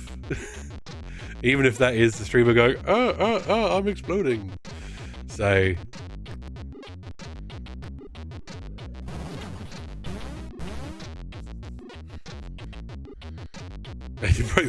yes. We had to change the rules after Peaches messed around. You had good ideas for these, but you forgot them too. That's alright. I've seen recently a homebrew showcase of Master System games. Some artistic choice was so good at choosing the colours games look genuinely as good as Mega Drive games. Well, Flygon was playing Road Rash on the Master System earlier today, and that looked pretty good. React harder! Ah! So, sorry, was in. Hit refresh. The SMS has been on fire. He's on fire. There's one. We'll play the NBA Jam sound or dunk something.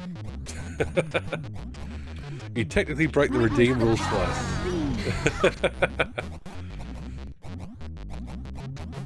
It's only by my goodwill, Peaches, that you're still here and not banned. Banned for life.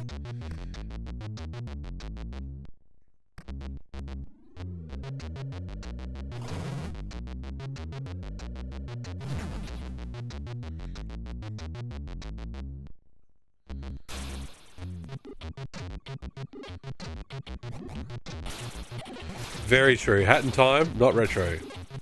Super fun though. Ah, fucking hell. I can never get that jump right.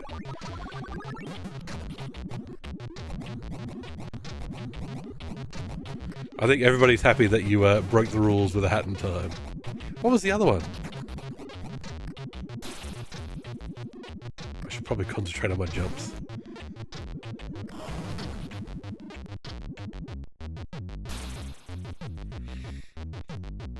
Ah, contradiction. Have yet not yet played.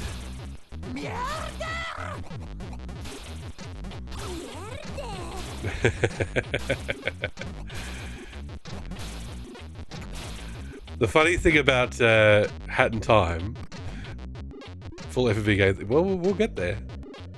Who knows? Maybe that's a backup game if we finish everything in time. No, I'm joking. Well, I'm not. I don't want to get your hopes up.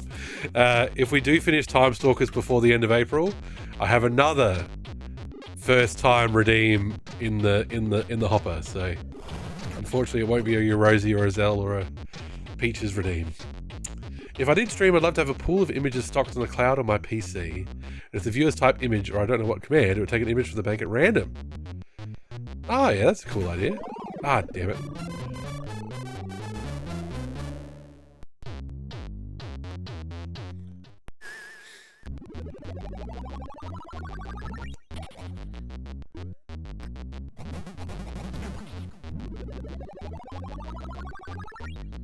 Oh, random cat gif. There you go. Well, Wassian, usually, like, it turns out, honestly, that for a lot of things stream-wise, yeah, there's usually a bot for it.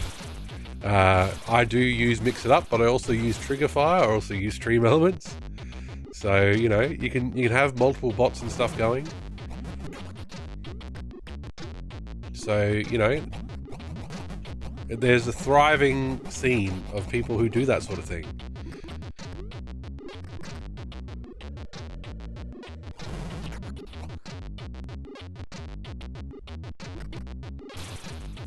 Okay. Oh, that's right. So you're... Oh! Did you see the attempt? I honestly haven't played around much with Mix It Up aside from the quote function, so... I did miss the creature because... Fuck it. I'm not going to get them all. Have you ever played Ports of Call? I've played Port of Call, I'm pretty sure. Haven't played Oil Imperium. I can't remember off the top of my head which Port of Call it was. I've played Port Royale, I've played Anno, blah blah blah. If it involves ships, I'm always chasing that Sid Meier's Pirates Dragon, if you couldn't tell from the avatar. And even the 2000s PC Pirates made by Sid Meier didn't quite scratch the itch of the old one. Oh, okay, I must be thinking of something else, sorry. Shipping Company Simulation.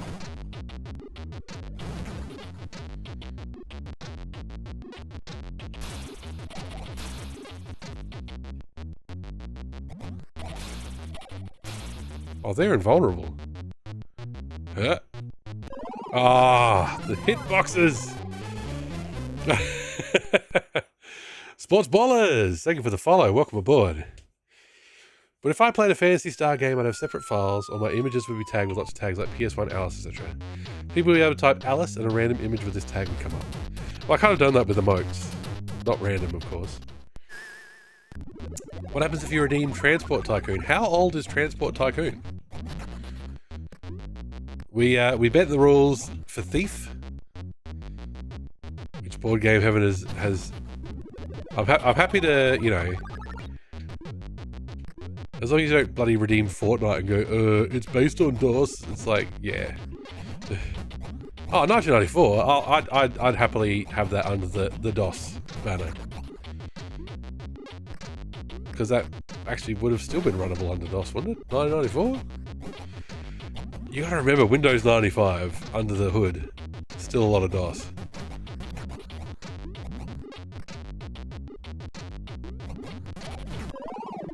Damn it, look at the chat instead of looking at the enemies. Oh. Do you notice something though? Oh, open-ended. Yeah, with a game like that, I think we'd have to come up with our own end state. You know what I mean? I haven't played Transport Tycoon, so stop me if this isn't possible. Like, make $1 million or build 10 stations or something like. We'd have to come up with some sort of end game state for ourselves and go to that. Because when I used to play Civ 4 and Civ 5 multiplayer, I don't think we ever finished the match. It was more a case of whenever somebody was too far ahead and we all got bored, then we would start a new match. There you go, $1 million. There you go, we can have that as a target. Who wants to be a millionaire? Transport Tycoon Edition. I thought you had to redeem Mystical Ninja. Do you have to use OpenTTD? I actually have OpenTTD. Because I read about SimCity and all those other games, and one day in 25 years when I retire, I'm going to play all these Sims all day. And my wife will be annoyed.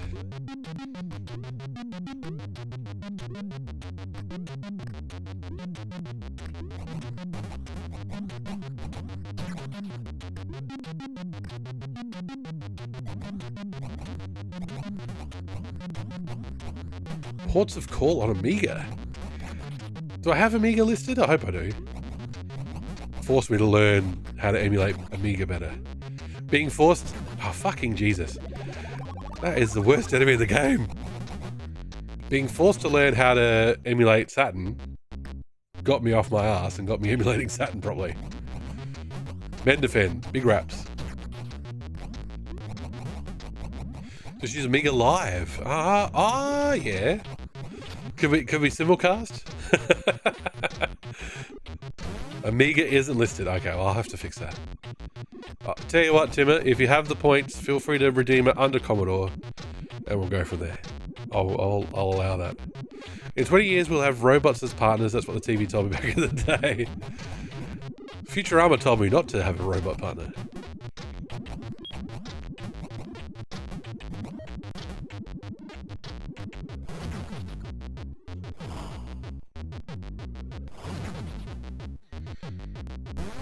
Exactly.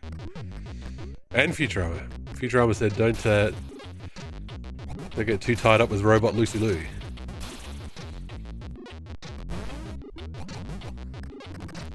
The Amiga Live Twitch channel, which I do follow, can you simulcast? Can you stream to Amiga Live because you're playing an Amiga game while also broadcasting your gameplay to your own Twitch channel? And did you, Zell? Did you?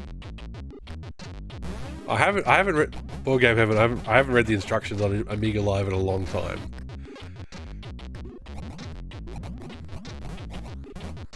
I'm pretty sure Amiga Live just broadcasts the gameplay. I'm not sure if it would broadcast your audio anyway. There we go. To my Commodore 64. My friends are knocking at my door when I've been to the Commodore 64. Thank you for the game redeem, Timmer. Welcome to the party. Welcome to the redemption crew.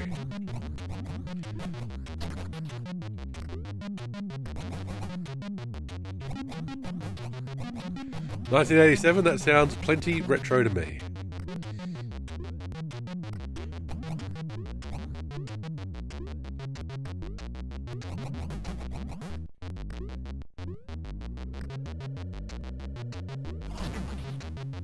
Alright, folks, let's go, let's go.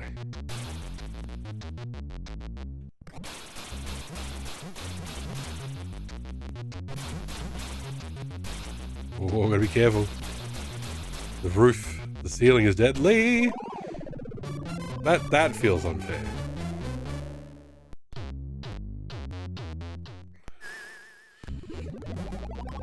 But you notice how less frustrating all these deaths are compared to Snowboard Kids?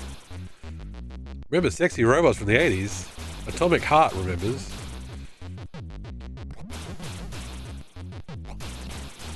Hey, the Jetsons made. Oh, she can get it. What was the Jetsons made called?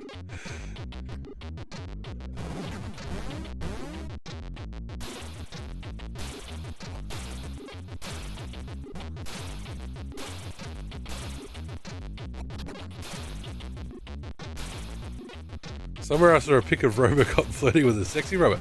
Hey, that seems to imply that Robocop is not a sexy robot. Robocop also can get it. For the future, I hope that we'll be able to ask AI to open the code of a Mega Drive game and program and add a few changes. Well, that'd be nice, like doing kind of hacks. That might make translation hacks a lot easier. But you got to remember that these AIs that we've got are based on learning models, so if there's not a whole bunch of Mega Drive code out there, it won't know what to do.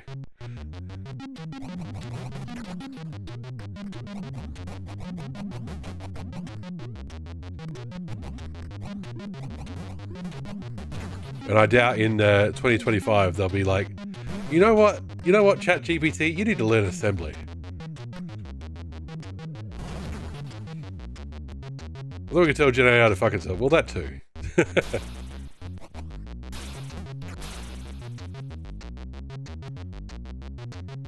Timmer, it wouldn't surprise me. But how would you know if it scraped the entire internet or not? Wouldn't be sure. Oh, how do you know? I'm sure my NeoCity site hasn't been scraped just due to nobody caring.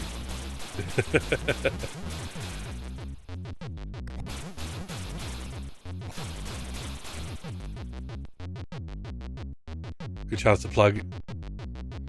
How would they filter? Based on mFoolery, based on some of that, the images it generates, it doesn't filter out all that porn.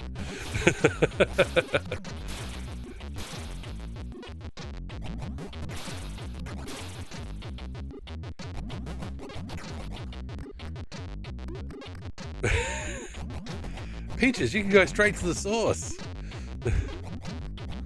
Oh, Instagram, absolutely. It's really bad.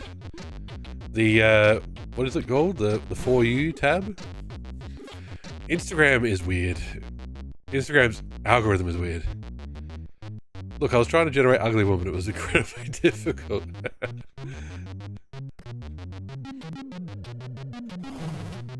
Instagram, like, I don't use Facebook and Instagram much anyway, but it's the further you scroll, the weirder it gets. It gets bizarre. There are some thumbnails that are like, is that, you know, gore? And I just don't click on it. It's like, why are you showing me this?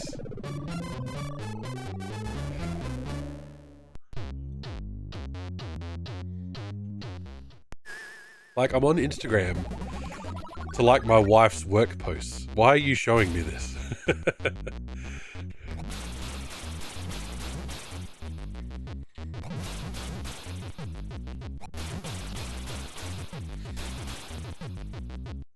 Paul, when I was a kid, used to be at most seeing an anime girl and undressing and showing her bra after 2 hours playing Mahjong. Look, Samantha Fox on the Commodore 64 was, you know, foundational. I'll just say that. I keep doing that even though we don't do the pickups anymore. I hate how social media hates to show you things in chronological order. Oh, Timmer. 100%. Who do we blame for that? Do we blame Facebook or do we blame Reddit? Reddit with the upvoting system or Facebook with the algorithm? But it made you learn Mahjong. Retweets, I don't mind so much. If it's based on who you follow, you know, I follow this person. I care about what they retweet. But it shouldn't be just amount of retweets. Because sometimes the amount of retweets is people quote tweeting it and saying, look at this fucko. Some accounts do 50 retweets a day, and if you follow 300 of those, good night. Grind to see those pixels. And then you do some other grinding. Hey.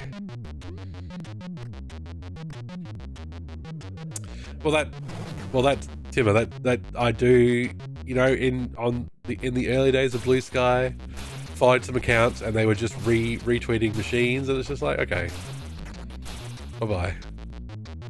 Nice to know you. That's just a kind of managing your feed type thing, I feel. And I think Blue Sky also lets you hide retweets and just have posts. I think there's an option there. I haven't looked at it in a while. The options, that is. I would learn Mahjong just by itself. The cute woman is just a big bonus. Look, if you don't want to see Kazuma Kiryu slam down those Mahjong tiles, I don't know what you want. Only posts. Yes, only posts. Not OnlyFans, only posts. Yes, there is a great trick to get rid of retweets on Twitter, Timmer. It's called deleting your account. Ursula from Phantasy Star Portable 2. Timmer, and honestly, wouldn't shock me if there was a bloody spin-off game in Japan only.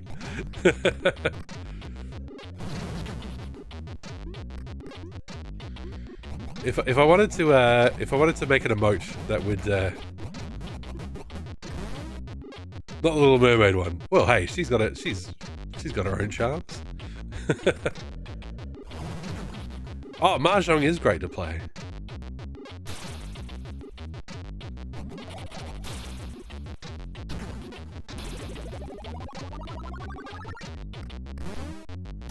I have played actual Mahjong. I've played Mahjong, dominoes, tile-based games. Great fun. Ah, what happened? Oh, that's game over too. Yeah, that's the key to every board game ever, Peaches, is to not play super seriously. Go. Look, the only thing I know about Go was that social link from Persona 5, where the girl played Go, and I'm like, that's enough. That's all I want to know about Go. It sounds way too complicated. I wanted to learn Mahjong after watching the anime Saki. Oh, anime makes every board and card game look incredibly exciting. No chess anime yet. Oh, well, there's battle chess at least. You can play that. Star Wars chess. There's a documentary about Go that's really good. Oh, cool. Is it called Do Not Pass Go, Do Not Collect $200, and they suck people in by making you think it's about Monopoly? And then it's like, haha, sucker, it's about a different game altogether. Every time you talk about Blue Sky and write it B Sky, I think you are talking about the artist Banksy. Honestly, Wassian, I agree. I don't know about the B Sky shortening, but that's what they've chosen. That's what we're gonna live with. AlphaGo, free on YouTube. Oh, there you go. Genuinely, extremely good viewing. Well, hey. If I can follow anybody's movie or documentary taste, it'll be M-Foolery, so I'll definitely check that out. Weekly tutoring sessions on Go, so it's gotta be bad.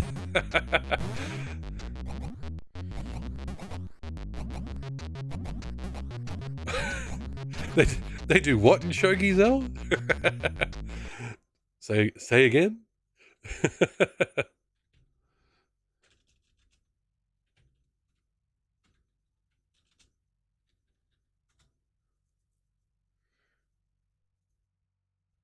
There you go. Full award-winning documentary. A Moxie Pictures production. There you go. I'm on board. There you go.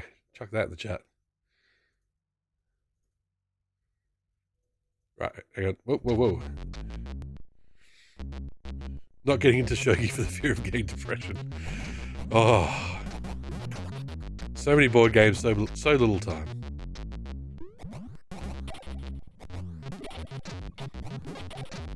But I'll watch later and forget about it. You can do what I do, Timmer. You can have multiple YouTube accounts. Just because you got one account for Firefox and one account for Chrome. And then the one on Firefox your kids use on the TV. So you'll click a YouTube link at work and go like, I'll watch that when I get home.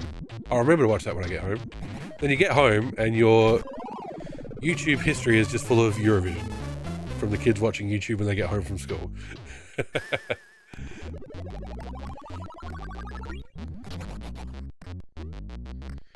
My brother and I played euchre a lot when we were kids, the card game euchre, and I cannot remember how to play it, but we played it a lot, so it must have been fun. I told you I went and replayed PS2, yes, giving my best to grind the best levels for my characters.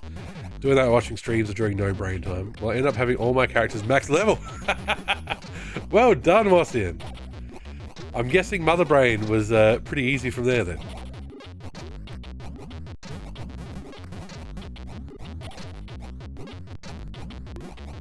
How to play Go, a modern tutorial by Go Magic, 1 million views 2 years ago.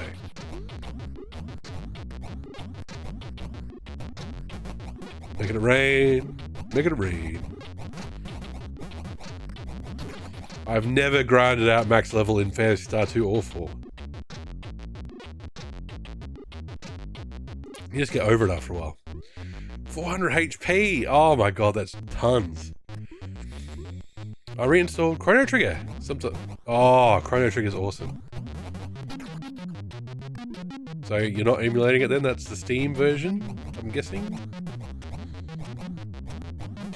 Chrono Trigger, always worth it. Always worth it.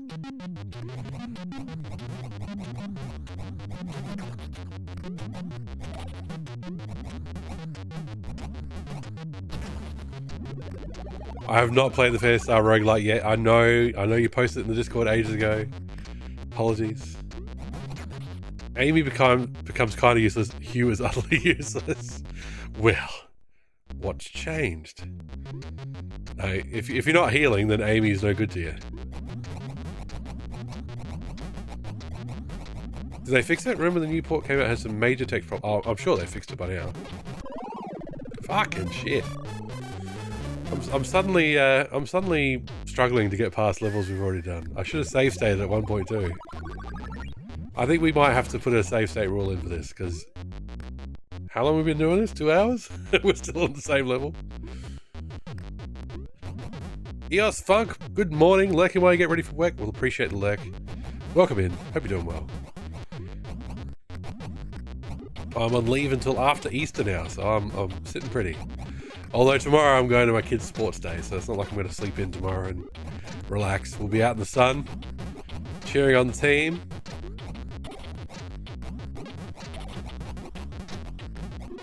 For those, I'm sure it's an Australian phenomenon, the sports day at school. But once a year, in primary school and high school, there's sports day, and you get put into 4 houses with, you know, of different colours and different names. And for the day, you just do athletic stuff like sprinting, high jump, all that shit. Ah, Japan as well. There you go. Not just Australia. But yeah, it's my kids' sports day tomorrow. They're in a yellow team. Oh, there you go. Well, oh my gosh, I'm so sorry, but I was so narrow-minded thinking it was just Australia.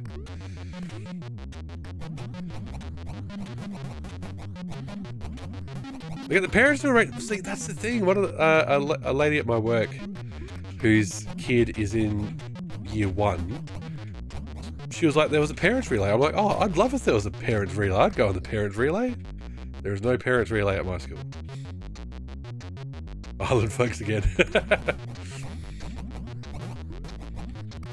Dark Force and Mother Brain attack after casting the ban will only take 30 HP out of your pool. You have tons of time to see it coming, even with all your team corrupted. Yeah, but speaking of sports, sorry, it's just, they put out the chants today that they want you to do. And they're like, oh, chant along with the kids, cheer along at sports day. So I'll be there and I'll be chanting and cheering. But my kids' team chant includes the line, "We're so hot and we're having fun." I'm like, I'm not chanting "We're so hot" about a bunch of children. Thanks. I'll just go, "Let's go team name, let's go." That'll do.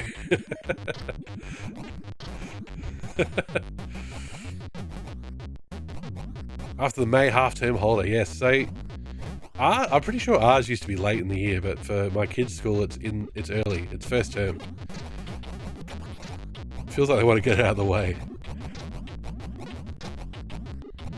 Still very frustrating, Miss Mini Attack. Yeah, that's just their high defense.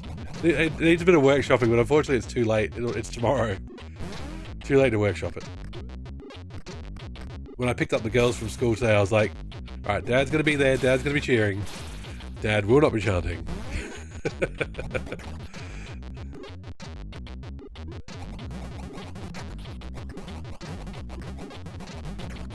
It's primary school, so a lot of it's going to be like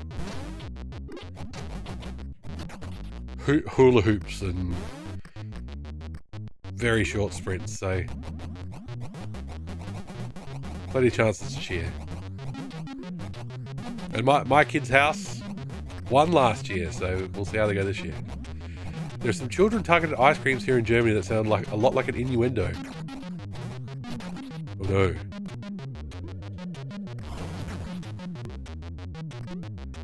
Do I want to know, though? I don't know if I want to know. Hey, we made it to the checkpoint. Look at us. Only took like 6 lives.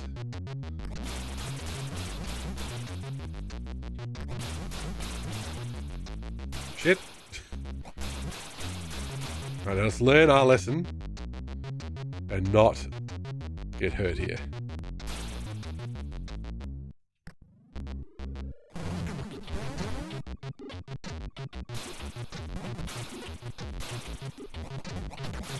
Can't wait to get the curly whirly back.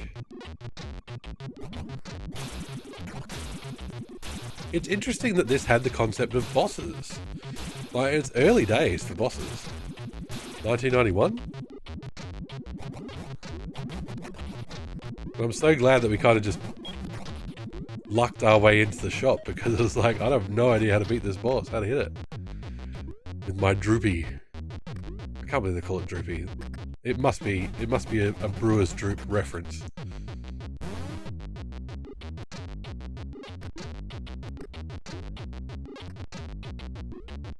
Something like Slippy Finger and Brown Bear. Oh god. Slip your finger into a brown bear. Oh god. Oh, sorry. Alright, we're in the cave. Let's go. Look, we're striding. We're strutting with purpose. We're gonna get past this indestructible guy today. Your kid's cheerleading song makes me think about, I don't know which parody movie, the cheerleading squad that stole the other school their moves. That one school is white, the other is black, and all the white. Bring It On? Might have been Bring It On. Let's have a look at something from Bring It On.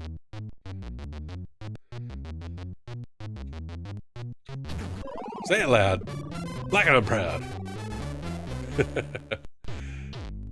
Is that a checkpoint? It is not.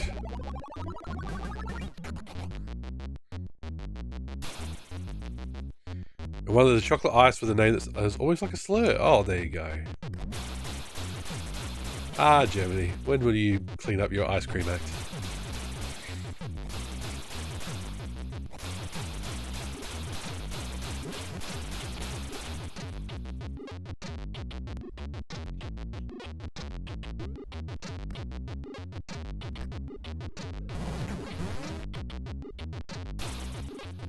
Yeah, I thought we didn't pick that one up the first time. Have it up. There we go. Oh, shit. Oh, yes.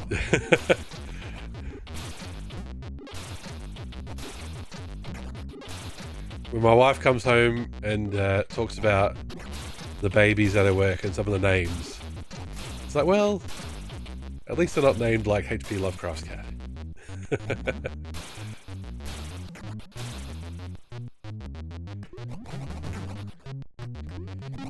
And that is one of my. What is astonishing is Arnold never getting any comment about his name, despite the utmost sensitivity part of his German name in English.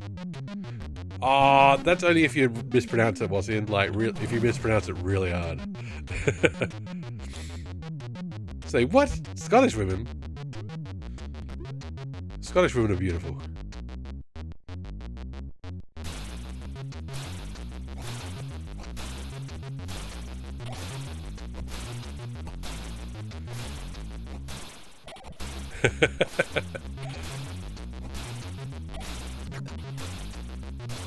All Scots are beautiful. Karen Gillis. Oh, there you go. Very good at that. If you try to pronounce it exactly. Matt Smith, best doctor. Oh no! Big call, big call.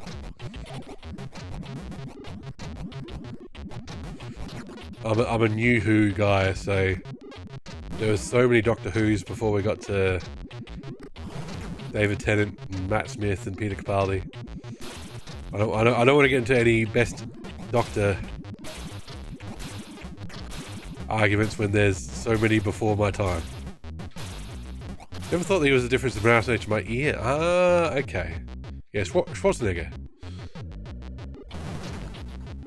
The way he pronounces it and stuff, there's no argument. Okay.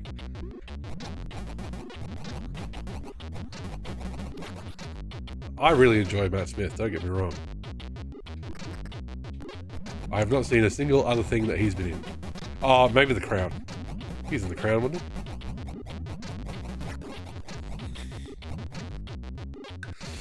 The best Doctor was George Lazenby. This never happened to the other fella.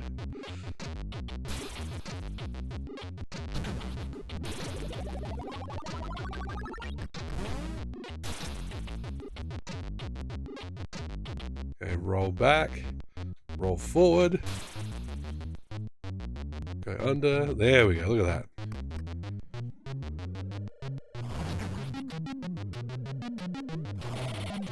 Oh, he's invulnerable. Hugh Laurie.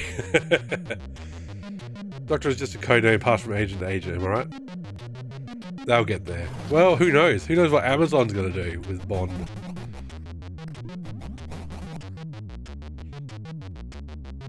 But the worst and funniest offender is Ed Van Schleck. Something like Ed Van Lick. Oh, okay. Which has this weird stalker vibe guy as a mascot who makes these jokes at 100%. Oh my god. And that's for ice cream. Oh, that. You motherfucker! It transformed!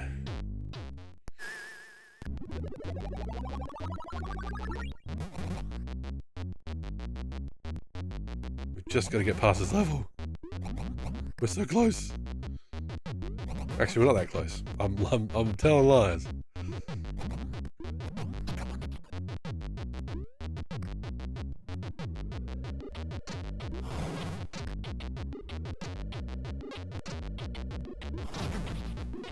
Maybe Zell's referring to ads, Timmer? I don't know.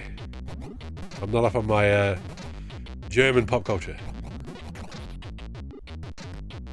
Okay. First things first. Burn!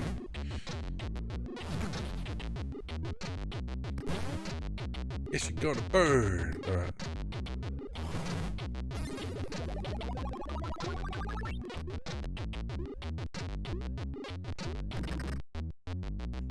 Ah, get out of here.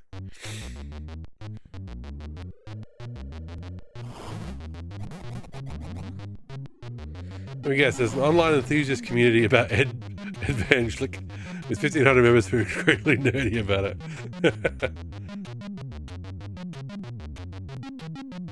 Look, Tim, I'll just say, don't cross the EVS community, alright? They'll get you. Okay, going back to do some shopping. Have a nice stream. You gonna finish the game? I'll do my best. It should be a one stream wonder, but hey, if it's not, we'll continue playing it Saturday night because I'll need a rest day in between. Good luck then. Thank you, Wasin. Always appreciate it. Have a nice shop.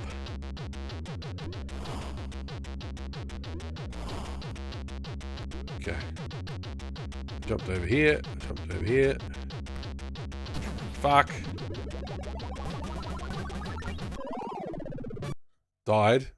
Loading 1, 2. State. Quick save.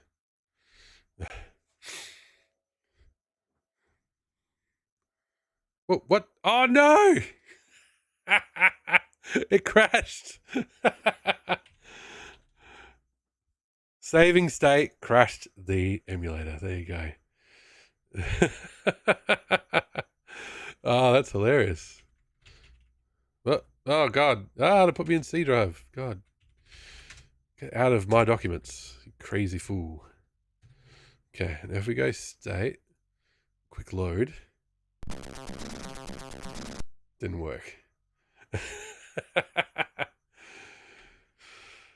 Ha da da da da da da da da da. Crash counts is completed. Sure does, Tamagon. I'll count it. I'll take that.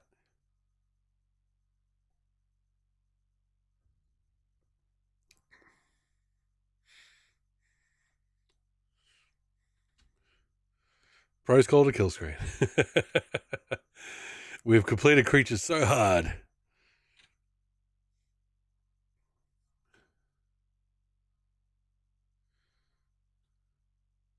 Oh, the boss key? Yes, yes. Loading.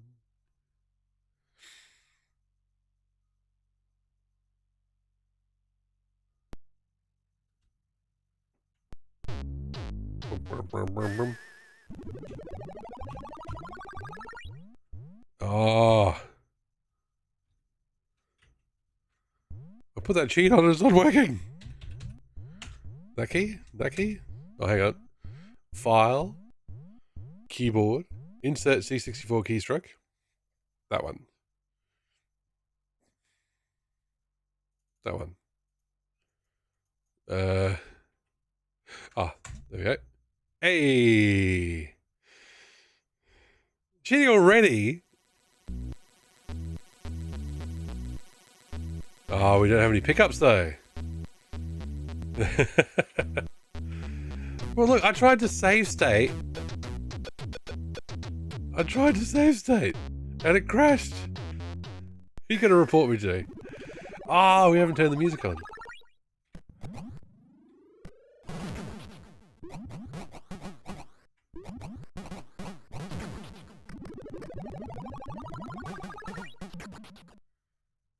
We have no upgrades. So there you go. We're still... We're paying the price.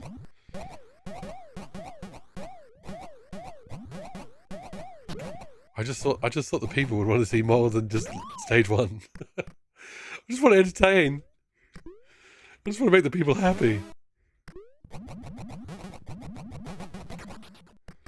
Allow me, Ed Van Lick. You push and lick me happily.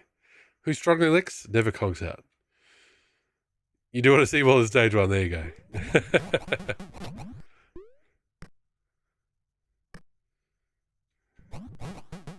I bet Vice wouldn't have crashed. Boing.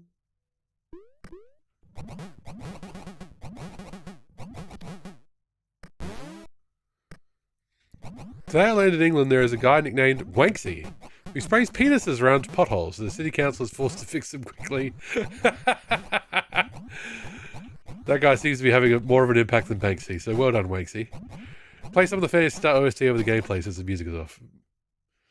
One lick never stays alone. Good job, England. This is what we pay you for. G-Funk! G-Funk! What the fuck?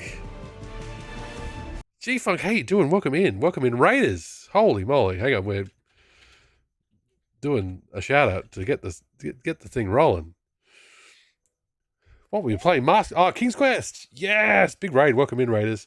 I'm Mystical Machine Gun, retro variety streamer, usually doing series playthroughs, but April is my affiliate anniversary at the end of the month. So in April, we play game redemptions that viewers have redeemed via the channel points, and we're currently playing Creatures C64. Welcome in. Had some lovely raids to you tonight. Oh, there you go. Paying it forward. Sav Wallace, late night G-Funk. Oh, it is late. Don't get me started on how late it is. We did have a music request, so So we're not listening to Sid. Oh, did you just die on me? Oh no, it is playing. Okay, cool. Winamp has been funky. A bit funky lately.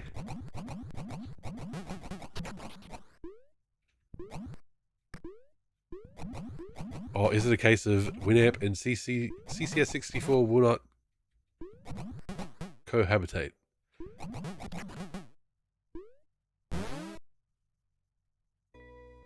Oh yes, there you go. If click on C64 and it stops, and Winamp stops playing, and then it crashes. All right, we'll just turn, next time we die, which will not be long, we will turn the game music back on. Hilariously, I thought you were US based because you're on so late. As I said, probably I shouldn't rate any Aussies. They're probably all wrapping up. G-Funk, the 2 nights a week where I stream, I trade sleeping for streaming. And I pay the price of having about 5 hours sleep the next day, but I do it for you. Do it for chat. I really appreciate the raid. That's amazing.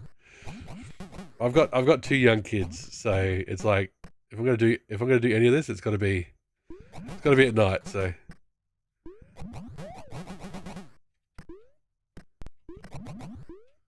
it's game time. And then other nights of the week I stay up too late too, and I'm like, oh shit, I'm too old for this. So I really appreciate the raids, but thank you very much.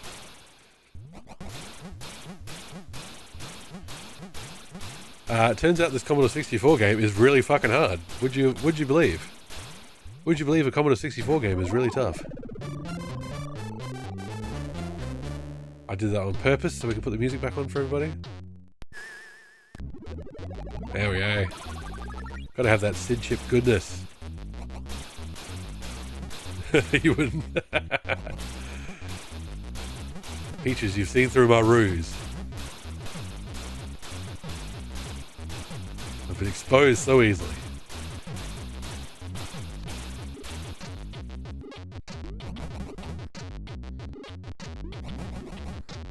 These are the Commodore 64 days, people. Game balance was the 1 or 2 actual programmers playing it to death and then getting really good at it, so making it harder, and then it came out, and, well, if it was too hard, that's what peeks and pokes are for.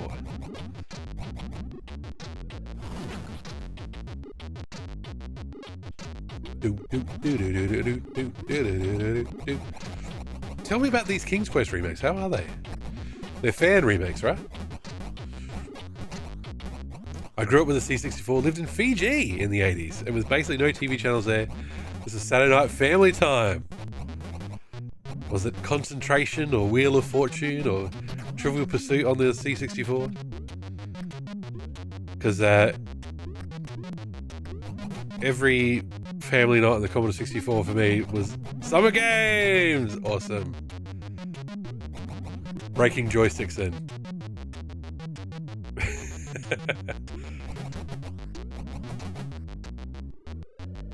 Waggle your way to victory.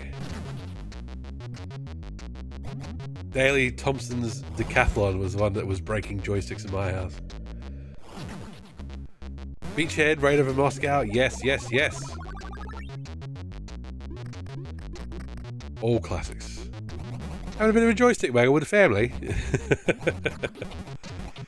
all good fun.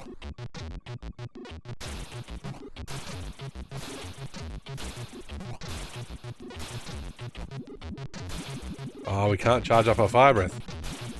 Okay. Oh, these guys seem to be never ending. Ah! Oh, we can take one hit though. We can take one hit. Watched my mum play Pitfall 2 and she was the only one good at it. I never got very far in Pitfall 2. Come on, fucker. Ah! You gotta activate him to damage him and then he just doesn't do that. I realised in my youth when the only comparison I can think of is Sunday afternoons being that literally nothing is going on family multiplayer time.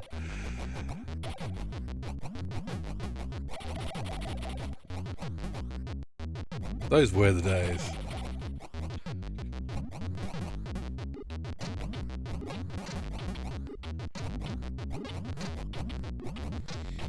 King's Quest. So we're into official games again. Mask of Eternity was King's Quest 8.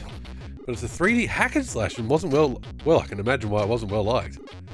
That doesn't sound like it's got puzzles at all. We did just finish Fan Made Get Silver Lining. There you go. I knew you were playing some fan games in there somewhere. I've been lurking.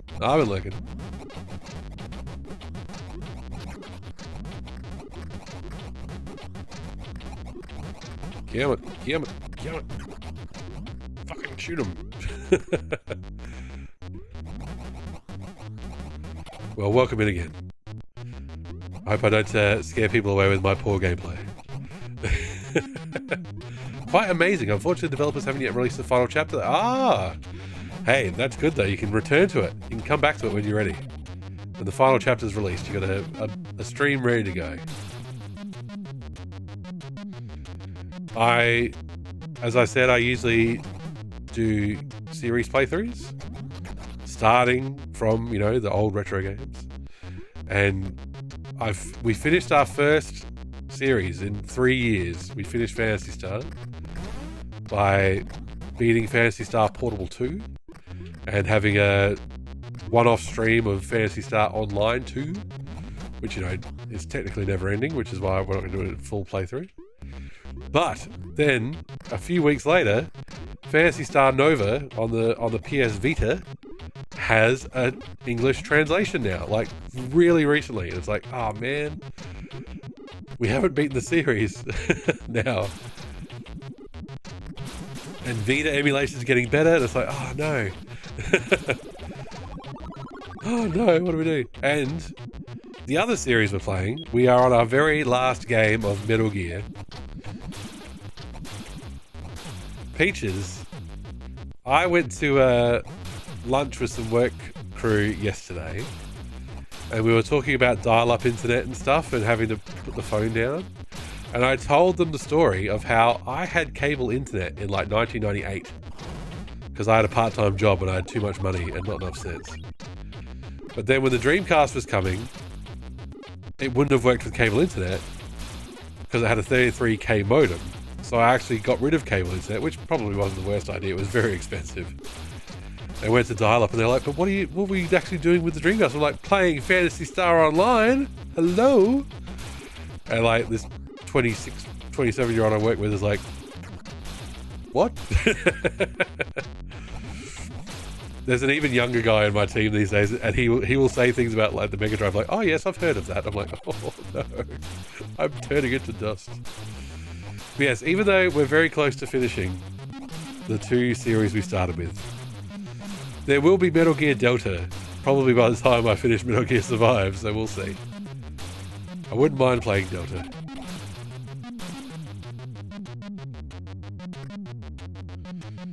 We bought McDonald's last night because we were just cooked. Couldn't be bothered. Happens sometimes. And there's a Minecraft promotion going on. There you go, though. Exactly. No excuses. Educate yourselves. Oh god. And so even though I honestly, I'm so over McDonald's. I've had it too often. It's rubbish. I bought the Minecraft box so we would get the Minecraft. And we got an add-on. A redemption code for actual Minecraft. And it was talking about Minecraft Bedrock Edition. I'm like, what the fuck is Minecraft Bedrock Edition? I actually had to Google it because I was like, I've just got Minecraft on the PS4. And apparently now they're calling it Minecraft Bedrock Edition. Which is to differentiate it from the Java Edition. I'm like, oh, okay. Never played the Java Edition. So the code worked. That was the main thing. Didn't want to upset the 9-year-old by saying, oh yeah, that code we got doesn't work, sorry. Thankfully they have shown no interest in seeing the Minecraft movie yet. I wouldn't mind playing it myself, but I have not had the time.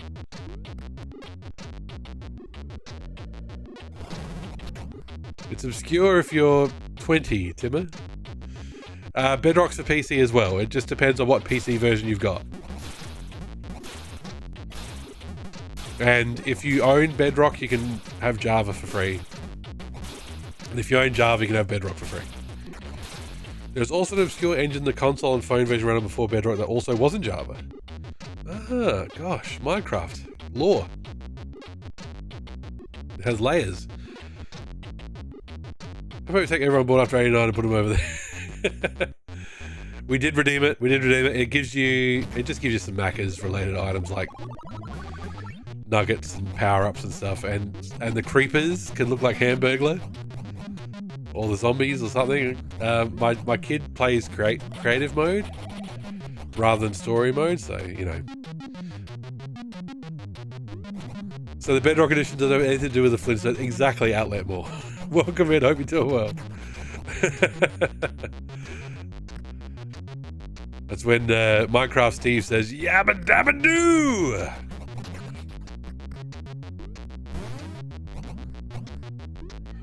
Creeper! Okay. There we go, look at that. Look at that, sniping.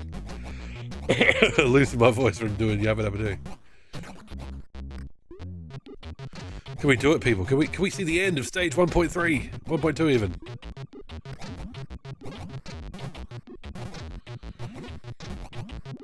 Bedrock is the indestructible blocks at the lowest point in the Minecraft. Ah, see, I haven't played Minecraft much.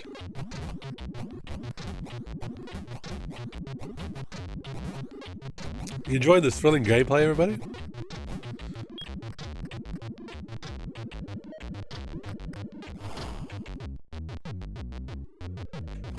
There we go.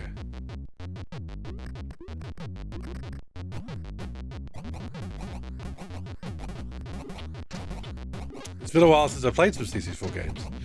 Trying to hold out for them to get retro achievements. I think the what they're working on for retro achievements at the moment is DOS, and that would be rad as fuck. God, how do you make this jump? Oh, look at that. He's gonna go though. Ben calls me. Take it. You too, G Funk. Thank you so much for the raid. I really appreciate it. Everybody, go follow G Funk. Is that guy invulnerable as well? I think he is. Oh god, they're really amping up the difficulty. Oh god, they would, wouldn't they, Flagon? They absolutely would. And Stealthy Golem would be straight onto it. That's the problem. That's the one issue I have with retro achievements, is that people who are because they're community sourced, like they rely on the community to come up with achievos. You get the people who are way too into grinding out achievements,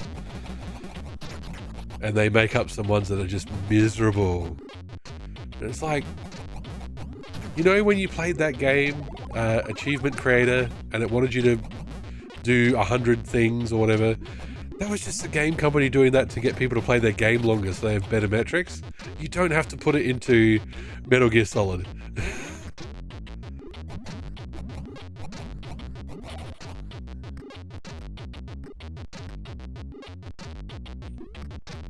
Oh no, don't redeem Comic Zone, Peaches. I'm terrible at Comic Zone. Okay, what's happening? Oh, hello. Oh god. Oh shit. Oh shit. Oh shit.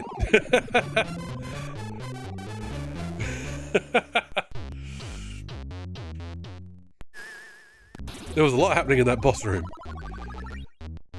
Crazy stuff. Looking at Radon's. Oh yes, Mr. Radon. Yes, for sure.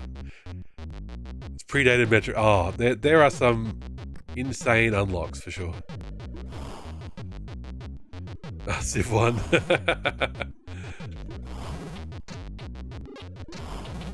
I don't mind it's that you get 100% for the effort. 100% shouldn't just be just possible by finishing the game or doing. Yes. I know what you mean.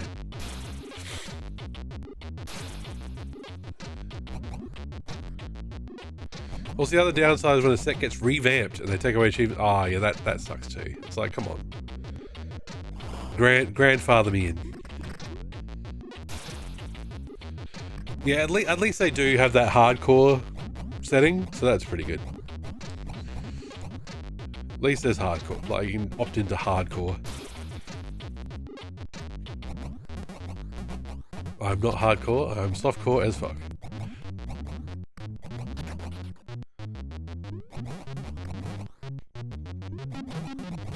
Look at my long grey hair, look at the bags under my eyes. I'm a soft man.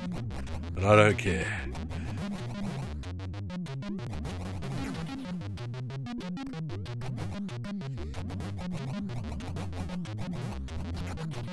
It's a living site, I'd put it as so. That's how I'd put it. It's alive. I suppose we can just snipe from over here. Oh fuck, there's so much shit flying around the screen.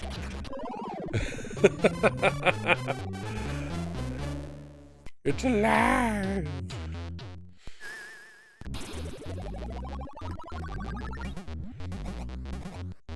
Well, a living site is the opposite of the dead internet theory. It's like there's people actually still working on it.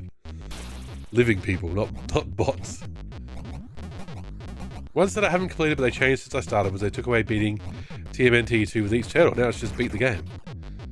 Well, see that I don't mind that. What value do you get out of doing it with every different turtle? Especially when it's not that different.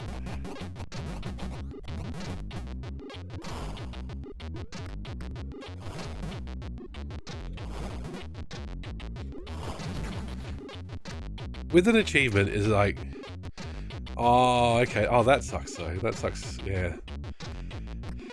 Is it a challenge?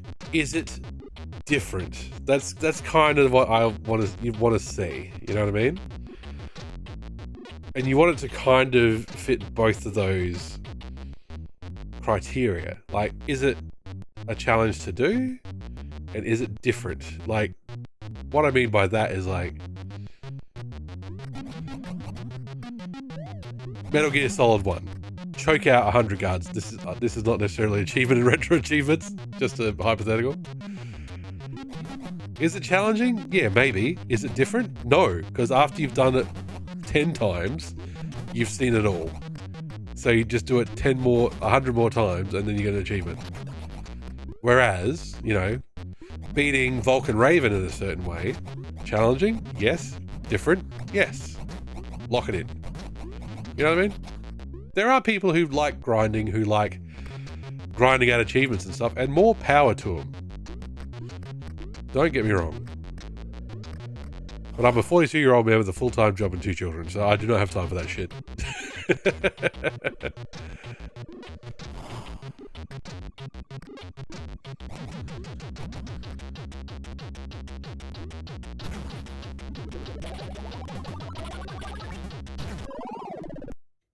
There it is.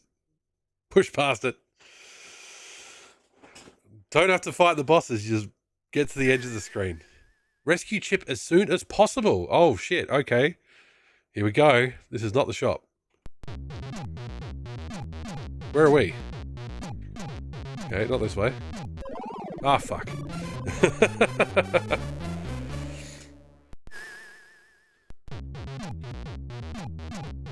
This is the puzzly part.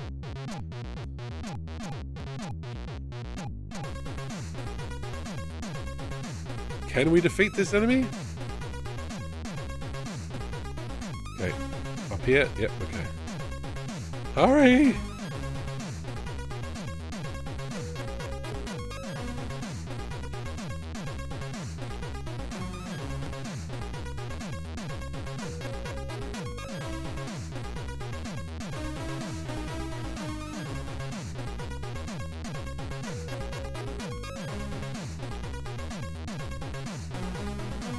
Can I kill this enemy? I'm not sure. Oh shit, Chip's in trouble. Oh, you can kill the enemy. Oh no, they've got a chainsaw. Ah! Oh, fuck it. Not for people with a life, that's right. Just like beating creatures is not for people with a life.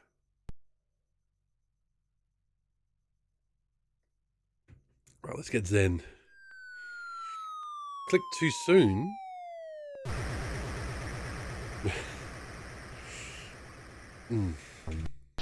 Right. Let's not cheat. Ooh. It's approaching midnight. Let's fuck this game. Oh, what's the death scene? Ah, okay. I'm sure we'll have another opportunity.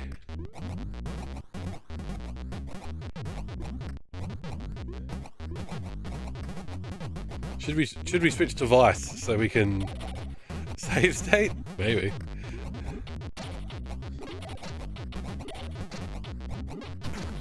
Oh, the hitboxes! The hitboxes! Oh, here we go. Come on, we're pushing it. Pushing through, team. Speedrunning.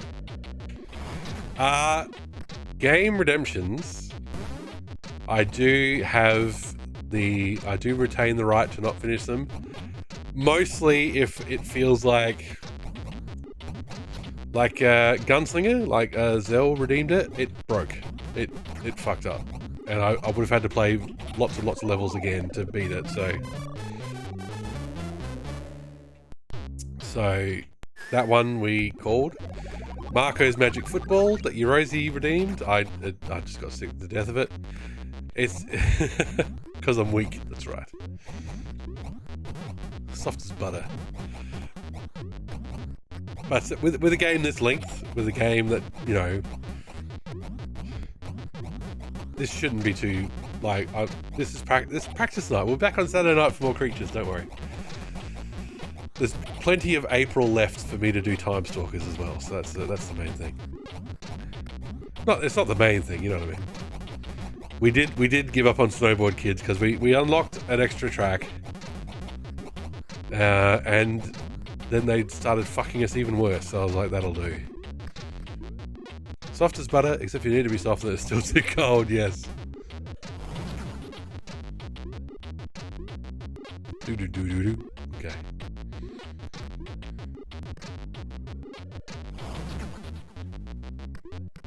Yeah, but as Moon said to me, like, you know, enjoy seeing the streamer. It may get a bit repetitive, but enjoy seeing the streamer get past it eventually.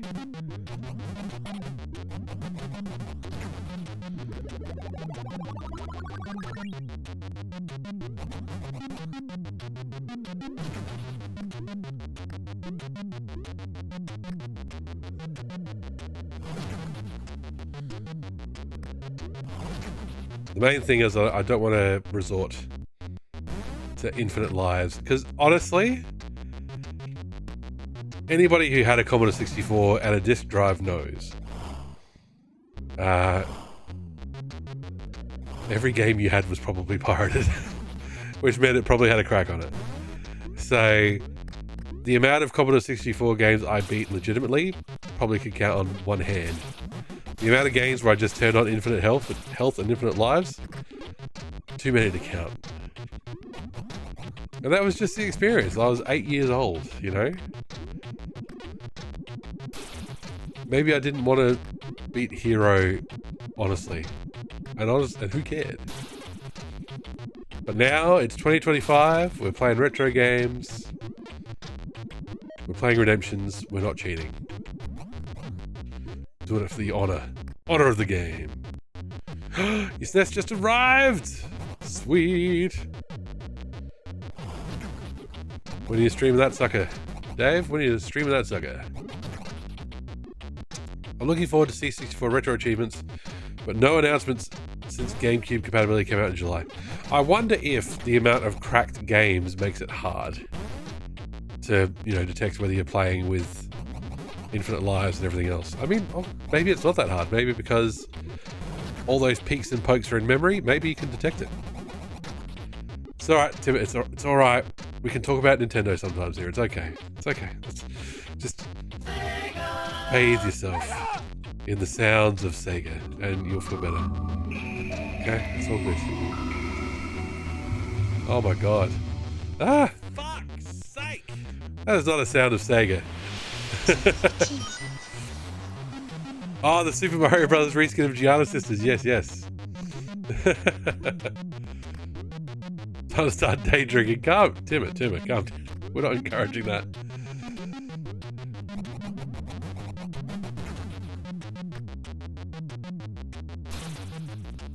Go to Drunkerella's stream if that's what you want to have.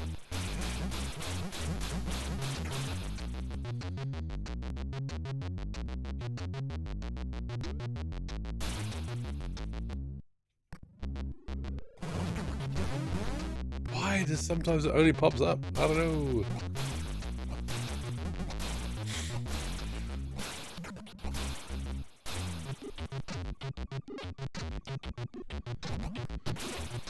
Ironically, I mentioned I'm on leave until Easter now. But that's going to mean I'm less available on Discord and everything else because it's school holidays. Like, school holidays start tomorrow. So I'll be, you know, we're looking after the kids, spending time with the kids, all that fun stuff. Maybe we can sneak in a daytime stream. We will see. With the kiddos. It all depends on the weather. If the weather's rubbish and we have to stay inside all day, could be a daddy-daughter streaming day. We'll see.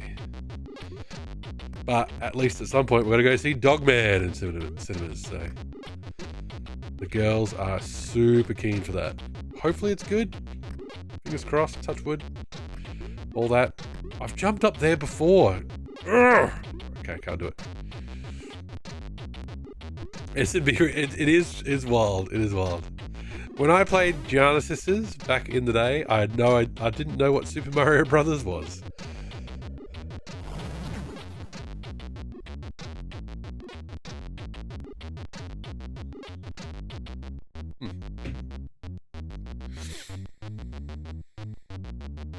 But when I did see what Super Mario Brothers was and then played Gianna Sisters, like, Gianna Sisters got a bit of a darker vibe. 7-year affiliate anniversary, Dave. Happy anniversary, congratulations. Let's shout you out early. Let's do a full-on shout out for Dave. Go follow Dave. Wish him a happy affiliate anniversary. Mine will be 4 years at the end of April. So, happy anniversary, April anniversary, buddy.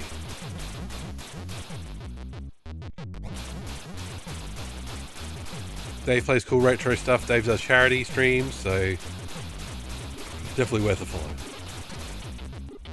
I take that back. I also beat Friday the 13th on C64. I don't think I've ever beaten without having any of the camp counselors die.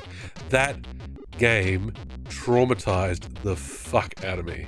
And I didn't even play it. I walked in one day, so my eldest brother, playing Friday the 13th on the Commodore 64 with a couple of his mates around, and the camp counselor, one of the camp counselors and it's full screen, stabbed in the back of the head, pixel art like a crack tro, screaming noise, and I was like, fuck, I'm never playing that. I had nightmares about a Commodore 64 game. If I saw it today, I would probably be like, that looks goofy as fuck. But when you're 8 years old, it's like, oh my god! What the fuck? And it's just, if I'd walked in half an hour beforehand and watched it for a bit, I probably would have been fine. But I walked in just as that happened. I'm like... You should check when your affiliate anniversary is. There you go, you should, Journal, you should. You get to have party hats. I mean, I think you get to have party hats all the time, but they encourage you to use party hats for affiliate anniversaries, so. Machete, the pitchfork, and the skulls. It was the machete. It was definitely the machete kill of a blonde-haired young camp counselor. Oh, I can still see it in my mind. But in my mind, it probably looks way cooler, way better than what actually happened. Alright, hang on, let me just shift some stuff around.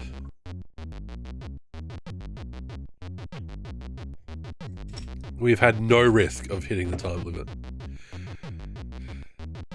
Your affiliate anniversary on Saturday! Happy anniversary! There you go! Everybody's... Are we sure these are real? Or is it just did Twitch just stick everybody in April? I don't know. There you go. Give Jan Love a follow. Wish them a happy affiliate anniversary when they get there. Impressive for the time, absolutely. Some of the full screen, and what it was essentially, what the Commodore 64 was doing was just kind of showing a bitmap. But hey, it still looked fucking rad. My affiliate anniversary is in 6.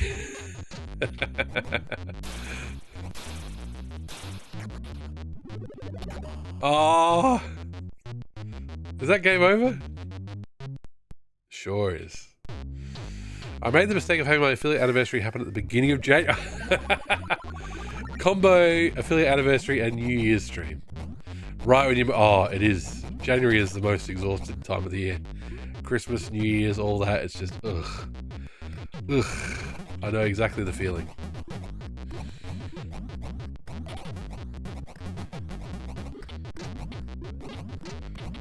I have no idea what my Christmas and New Year's is going to look like this year. I have no idea. The temptation to hit partner mid-year, just get rid of this problem is real. There you go. Everybody follow Flygon as well. Help him get to partner. Let me guess, Flygon. It's not a case of you need average viewers, because I think that's what everybody needs. You need that average viewer number to get to partner, because that's definitely what I need. So tonight stream is helping.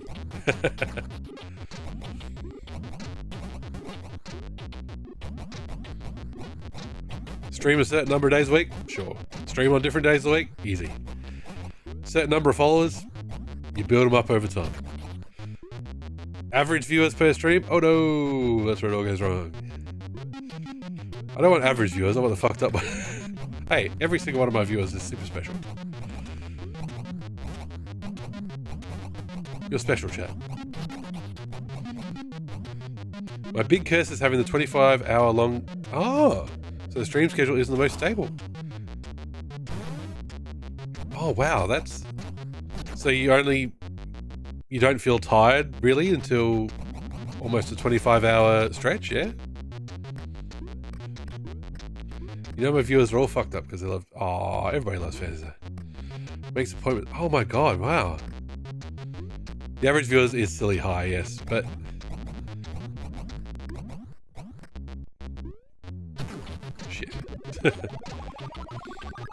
Okay, so you're an hour off. That's wow. How did you find out about that? I guess the doctors found out, I suppose. I think the only C64 thing I never got to work when I had it was the 1581 3.5-inch floppy disk drive. Oh, we had 1521s. You just completely broke species kayfabe, but anyway.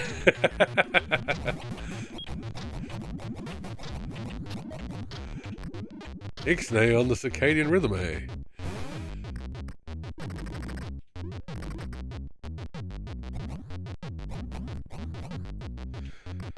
Well, we talk about, you know... My eldest daughter is on the spectrum, and most likely has ADD as well, ADHD.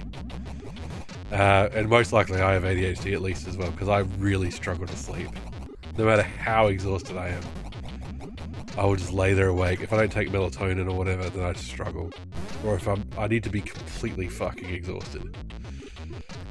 So I know your pain, but I kind of force myself to get up in the morning. I became aware through being perpetually exhausted for over 25 years. Oh no. And being aware it was sleep related. Realizing nobody suffered the same problems. Okay. Being able to register a sleep journal when I had total freedom to sleep, how I wish sealed the deal. Ah, okay, yes. Many years ago I bought a C64 system off eBay, but I got... Oh, hang on. Chat's going too fast. I got rid of it many years ago. I have it to my cousins with children. Oh, okay. Hope they didn't break it. Yeah, having the room is the issue as well. You thoroughly fucked your sleep schedule, Peaches. Oh no. Managed to remedy that with drugs. Oh, yes. Yeah. Literally nothing worked. Oh, wow. Kind of miserable. So, okay. That's no worries, Flygon. If you don't want to talk about it, that's fine too. But hey, if you're a streamer, you can set your schedule and you can say, hey, it's going to be on a bit of a sliding scale, and that's your choice. You're in charge. Oh, all good, Flocker, all good. Oh, the data cassette drive, man. For whatever reason, we never had the tape drive for the Commodore 64, and thank God. We just went, when we got it, it had the disk drive already. When I went over a mate's house who had the tape drive, oh, so slow. And having to rewind it and get it in the right spot to play it, oh, oof, oof, oof, oof. Not on board.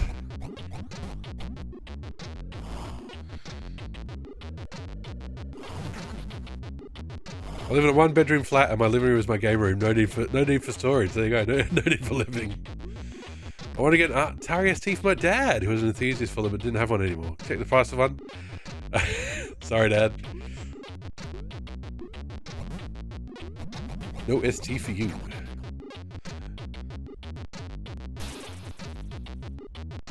I'm sure the Atari ST Mini is just around the corner. It'll be reasonably priced.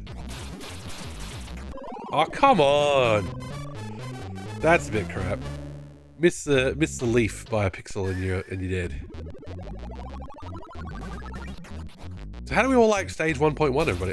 It's the best. I just wanted to highlight stage 1.1. That's why we're playing it over and over again. VYKR0M0 mod 95. If there's a clever wordplay there, I'm sorry I did not say it right, but welcome in. Hope you're doing well. Vic Romod 95? I don't know. There's no case stage, so I think stage 2.1 is better. We'll never know. There we go.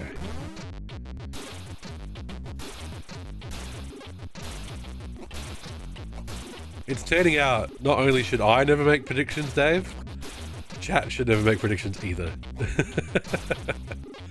Anytime I make a prediction or a guarantee, Vicromod, there you go, there you go. Hey, Board Game Heaven, you are to blame. Don't look at me. I'm just the vessel. On the platform, alright? You chose this. You made this happen. And here I was thinking, I'll play Creatures because one, Board Game Heaven redeemed it first. And two, it'll be shorter than Thief Gold. I think we'd be further into Thief Gold if I was playing that instead.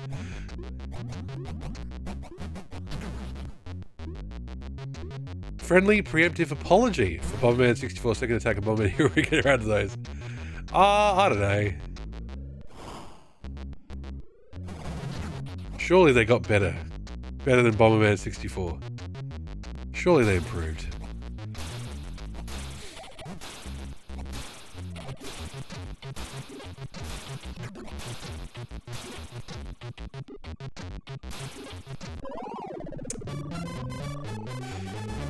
Oh, that's not a checkpoint, is it? It's not.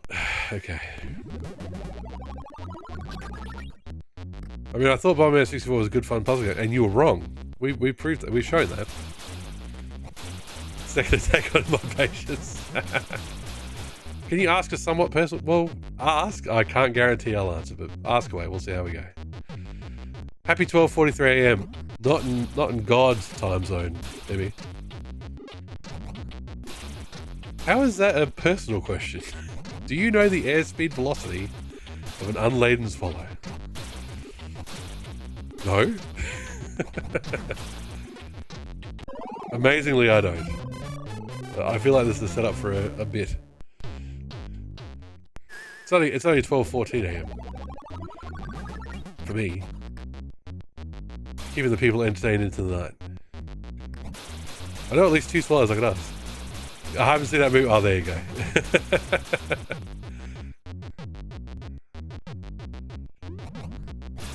Movies are a bit of a blind spot for me. It's you know, of course, I've got kids, and so I'm not watching too many non-PG movies these days, and if we're watching movies after the kids are in bed, I have to convince Mrs. Machine Gun to watch them with me, so it's hard sometimes. So look at the vendor. An African or a European swallow?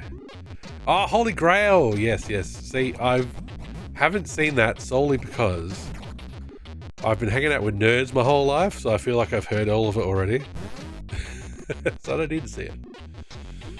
I don't think you'll enjoy Second Attack terribly, given that it's more of the puzzling like Bomberman 64, but also features a fixed camera. The camera was part of the problem. I'll take a fixed camera. Hopefully a fixed camera will be better.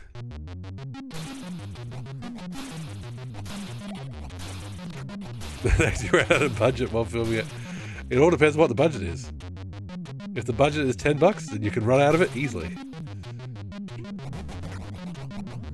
Ah, you didn't get to watch SBS Unattended, Flygon. Oh, that was the best part. That was when you turn on SBS at 1 AM and be like, whoa, what is this? Or whatever was on Foxtel. Oh, jeez. Oh, hang on. Foxtel came out when I was like 16. They're gonna find the Grail in Tesco's. With hindsight, there was a concerning number of kids in my primary school that had religiously seen all 3 Mad Max films. Do you know how many times I'd seen Die Hard by the time I was like age 12? Too many times.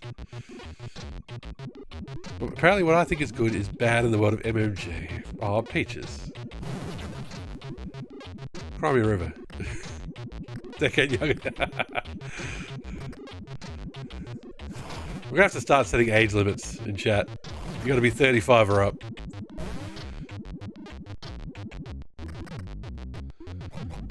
Oh, you watched the whole Blade trilogy? I've only watched Blade 1.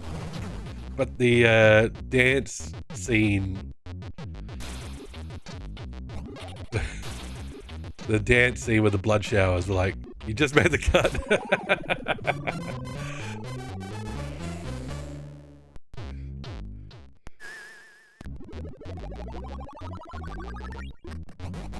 That sticks in my mind. I can picture that in my mind right now. That was fucked up in a good way.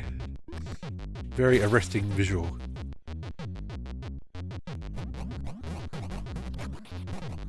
But I should see Blade 3 just because I like Ryan Reynolds. I wasn't even allowed to watch Rugrats or Everybody Loves Raymond because...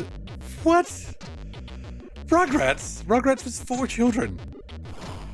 I mean, Everybody Loves Raymond. It's probably a good thing you couldn't watch that because it's not actually that funny. One of my parents, not naming names, was very restrictive over the sorts of shows you're allowed to see. Ah, okay. Guybrush! When I was a kid, my older cousins had a trip to Australia and came back bragging the TV was fully uncensored. It made quite an impression on them. Well, that's SBS for sure. Oh, well, that's it. Everybody's got their gaps, their cultural gaps, and sometimes you go back and film, and sometimes you just don't. It's okay. There's so many movies that are famous and everything else. I've seen bits of and never seen the whole amount, but you were banned from Cow and Chicken. Oh my lord! I'm so glad. I'm lucky. I'm lucky that my parents weren't anywhere near that restrictive.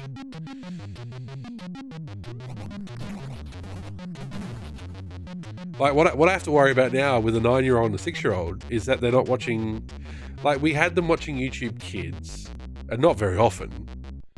But even that had weird shit in it. And now when they do watch YouTube, you have to keep an eye out in case the algorithm takes them to something completely fucking random and inappropriate. And it's like, okay, Netflix, at least if you're in the kids section, it's got to be kids stuff. Yeah, isolating. Exactly. That's the thing. It keeps you from the other kids who can watch more stuff like Cow and Chicken. War is fine. Brady children, egads. They might learn the wrong lessons. Cow and Chicken is shit. Oh no. Didn't have Cartoon Network, but we all used to go watch it at my nan's house. Cow and Chicken did have that Ren and Stimpy style animation, didn't it? I'm pretty sure. You're allowed to watch Iron Weasel, which is kind of like Cow and Chicken anyway. It's just Markle Dawn. It's the classic thing, isn't it? It's And Peaches, I'm honestly not trying to pick on America here, but it kind of happens here a bit too. War, violence, death, explosions, crime. Sure, put that on the 6 o'clock news. Who cares? A booby? No, never. You can never see that.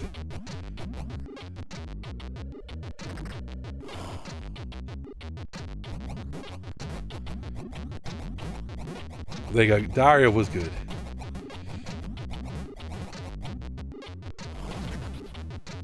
Like I was saying before, my YouTube history is just full of the Eurovision songs this year. And, you know, Eurovision songs can get very horny. And it's just like, well, oh well.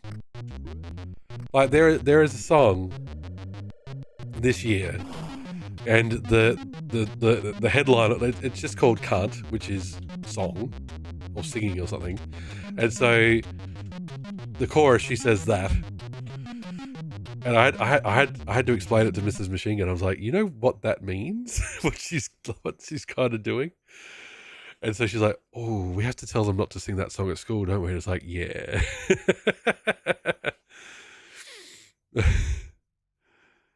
I was in my late teens when Cow and Chicken came out. Yeah, Daria. Well, see, with Daria, it's a lot of talking heads. That's probably part of it, and they're older looking, so maybe that's part of it.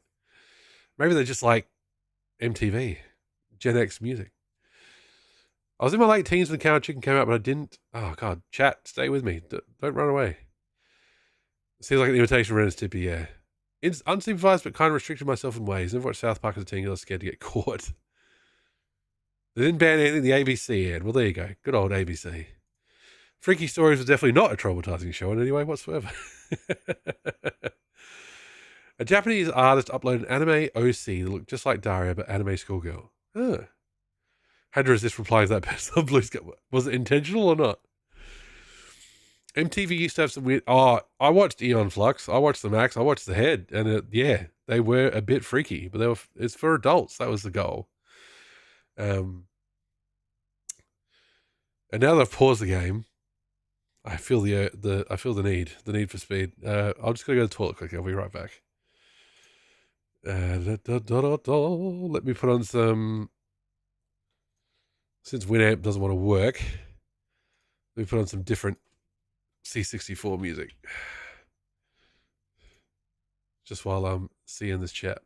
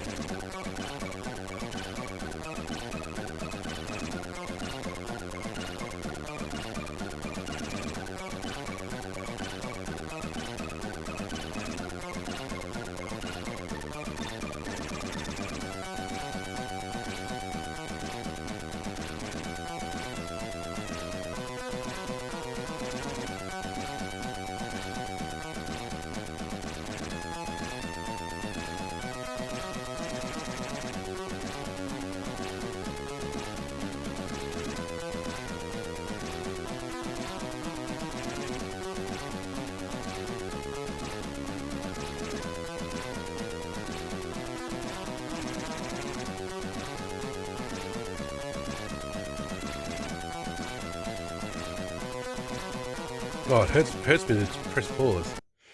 Matt Gray, Last Ninja 2, so good. Immanuel Kant, famous philosopher of the Enlightenment, but also a massive racist, more than his time, which is saying a lot. Proponent of scientific racism, wrote about non-white people in other countries if he was ever there. That was his main job. The Enlightenment philosophy was just a side hobby that got blown up later by others, so serving Kant to children is probably just as bad. Oh, the Australian entry this year is the Ice Cream Man, and it's, as my friend's mother described it, he looks like a porn star, so, you know. Alright. Fuck.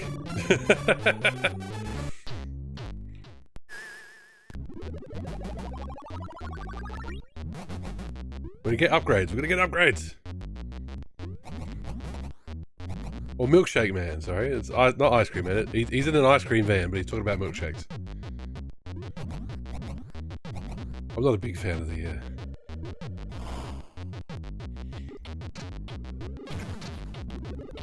My youngest really loves Estonia's entry, which is Espresso Macchiato.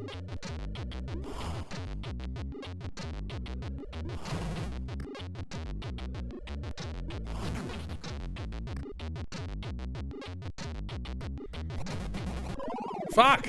There's an extra life there! Fuck! Okay. We are not quitting. We are making an executive decision to go over here and...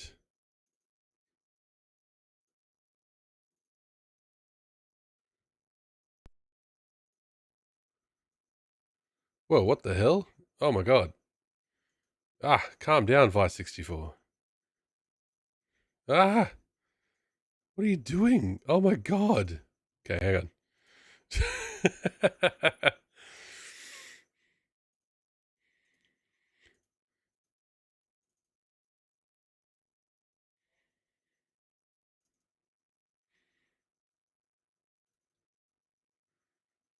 Just give me a moment. Okay.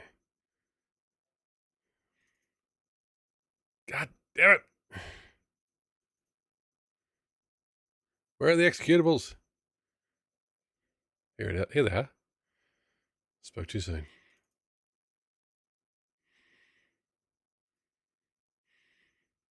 Okay.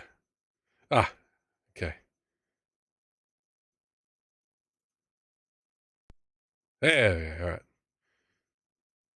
Now, let me show you why I don't use Vice, because I struggle. The name's already in use. Oh no.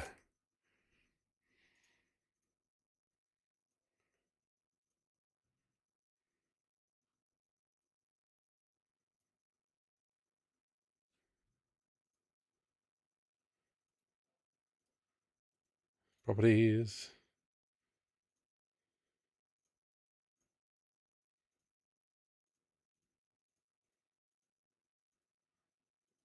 Fuck. I'm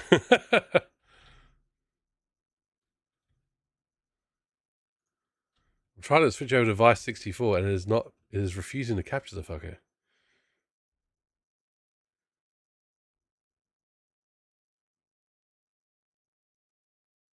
Okay, hang on. Let's do add window capture. Vice 64. Say okay. Go over here. There we go. Windows 10. Capture cursor. No thanks. Bonk. Look at that. Scan lines. Mason 2 XIS. Welcome aboard while I'm fucking around. Good timing. That's what everybody wants to chat to join. It starts out with scan lines, and I'm on an LCD screen. Don't need scan lines. Let's fix that up real fast. Settings, display. Look at my scan here. Exactly. CRT, nope. Double size, double scan, nope. Unfiltered. Better already. There's just so many options. Oh. That looks better. Okay, we've got a bit of grayness at the edges. Hang on. And oh no. Ah, fuck.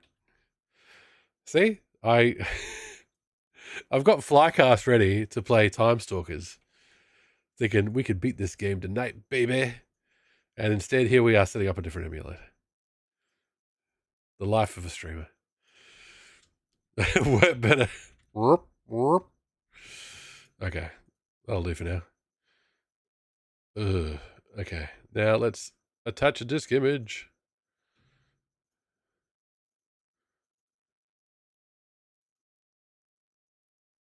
And oh, see, this is what I mean. You got to do this shit.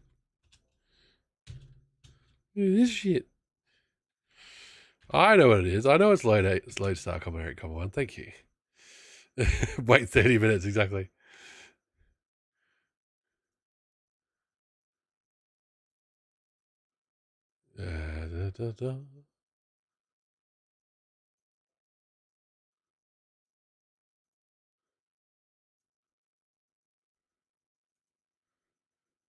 It's very small on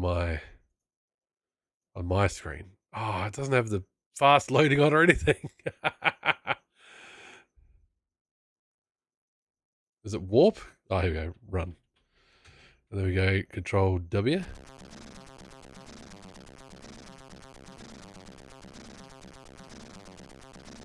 Now, while this is playing, Alt W. There you go.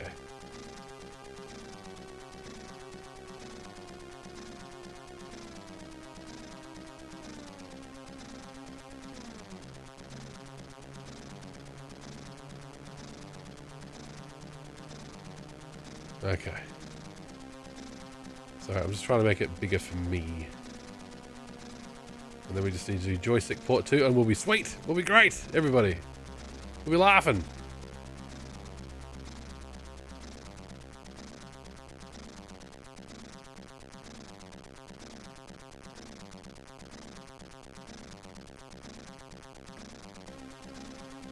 Thank you for raiding into this chaos of a stream. I streamed games I thought were like 2 hours long and caught myself in the third stream of it. Exactly. Hysteric Moon has been playing Shadow of the Beast. Okay, looks like what's fire button though? Oh, what is this rendering? Oh my god, Vice, why are you so bad? Sorry, it's gonna do one more thing. What did I just do? Oh, I pressed the wrong button. Oh, fucking hell.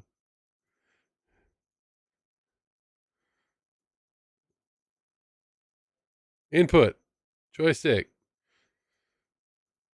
Keyset A. Configure keyset A. Northwest. No.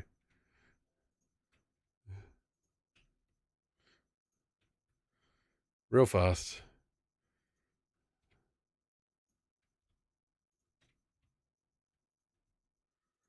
Okay. Save settings on exit. There we go. What an option. Oh, sorry. I've got it. What is this? Why is it doing that smoothing shit? Oh, it's the worst.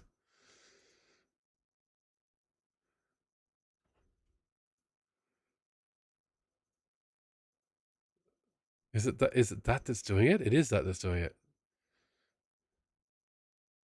Okay, close that. I'm so sorry.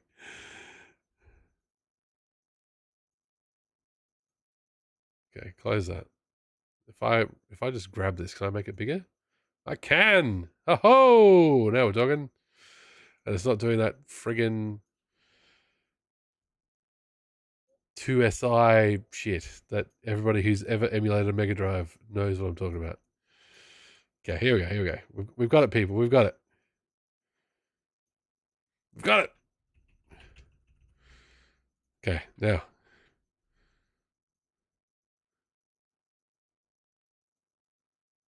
Attach disk image. Load. Star. Comma 8, comma 1. Enter. Alt W. Okay. Alt W again. Okay. Oh, hang on. Turn off warp.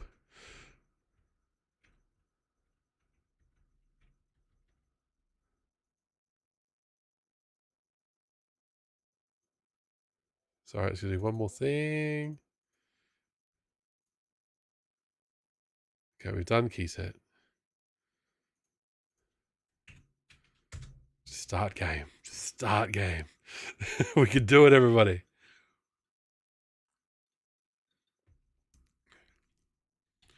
Hit warp again. There we go. Hit warp again. Okay.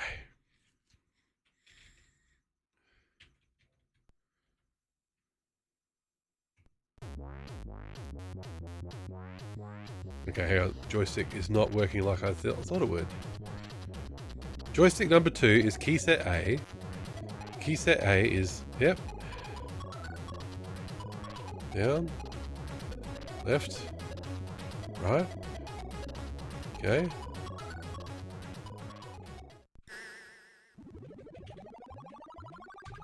Yeah, it's cursor keys for some fucking reason. God damn it.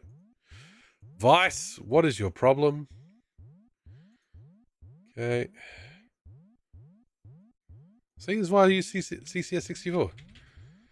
It is not picking up my inputs at all. Oh my god.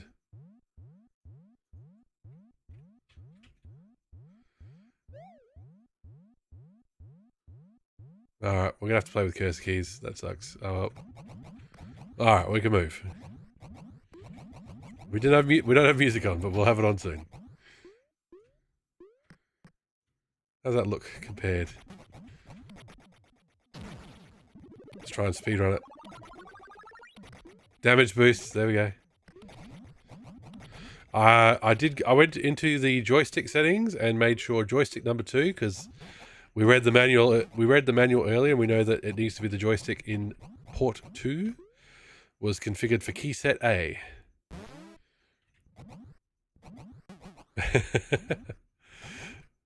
What is its vice? Great question. The colors do actually look different on my screen. Not so much on the stream itself, but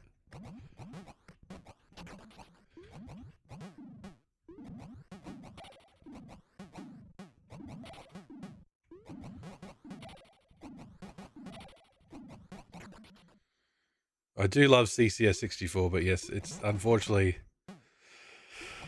not maintained like Vice is. So I had to figure out why CCS64 wasn't saving my settings, because you set it to, you know, Windows. Oh god, words are failing me. You set it to be 3 times size, and you set up your joystick key sets and stuff like that, and it was not remembering them at all. And it turns out, because CCS64 is very old, it doesn't know what to do about Windows user access control. So you have to make a configuration file for it to write to and give it the right permissions. Otherwise, it will never, ever save your settings. It'll just be like, sorry. Always crash more often for, yeah, and that is due to the sound drivers. It defaults to Windows PCI output or something like that. And that hasn't been the primary Windows sound driver for since 98 or something. So CCS64 needs some love. But I love how you hit F10 and you can do everything in CCS64, including booting games in fast mode.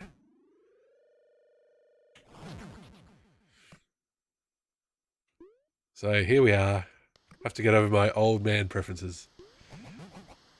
And yeah, I stream retro, so I don't want to get over my old man preferences, sorry.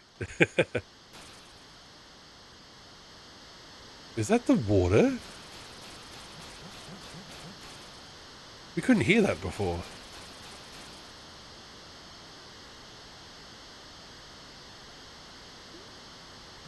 What a lovely sound.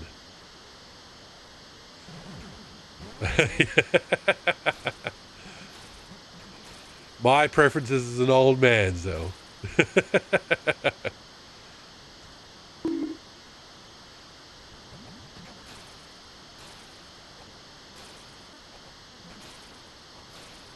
Colours seem brighter too? There you go. Well, there you go. We've learned our lesson. We're now completely Vice C64 build. And as M. Foolery mentioned, that it was sitting in my Gamer of the Year 2024 folder from Goaty, so I should probably stop mentioning Goaty because he's streaming at the same time.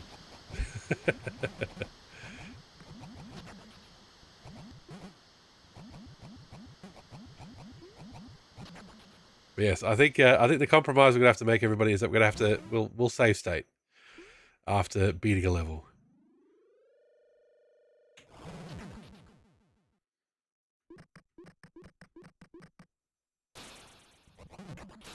Because otherwise it'll just be playing level 1.1 forever. Forever.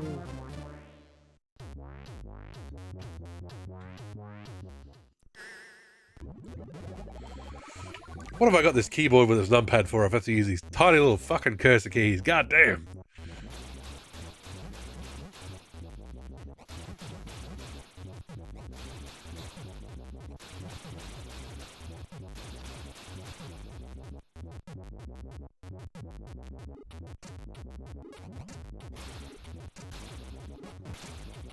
We can't hear the waterfall running because the music's on. You have to pick between the two. I think I prefer the music. Should have just played Time Stalkers. Dreamcast never lets me down.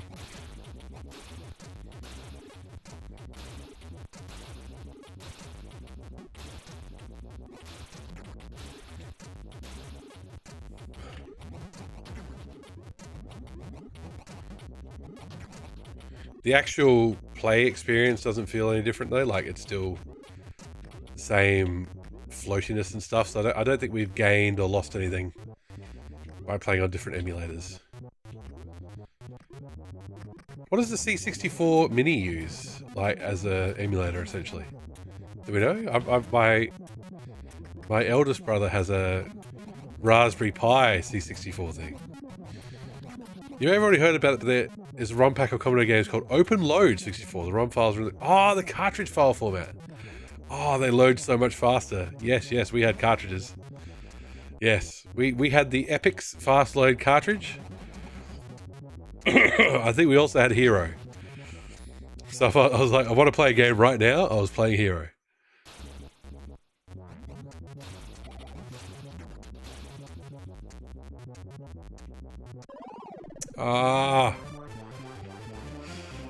That platform is a killer. 2000, wow.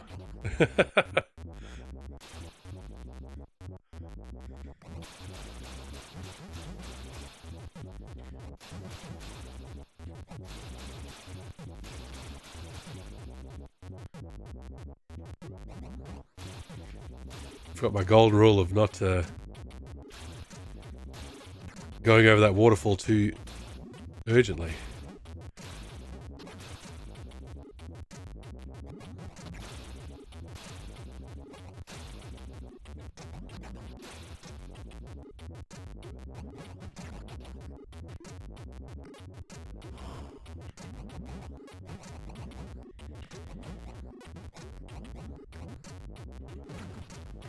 Started concentrating now.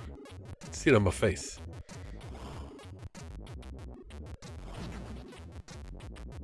For some reason, this one respawns. That one respawns and nothing else. Because I've definitely gotten it.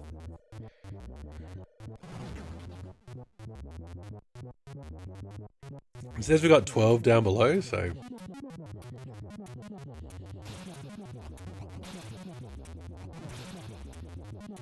Okay, wait for it. Damn it! It's instant death as well.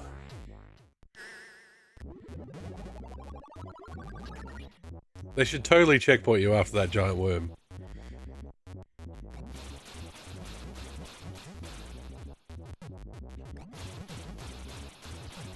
Alright, here we go, chat. Ugh!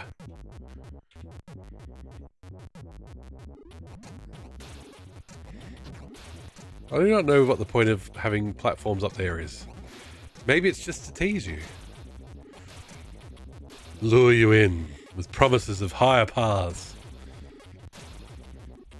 What would happen if I got up there, Mum? What would happen?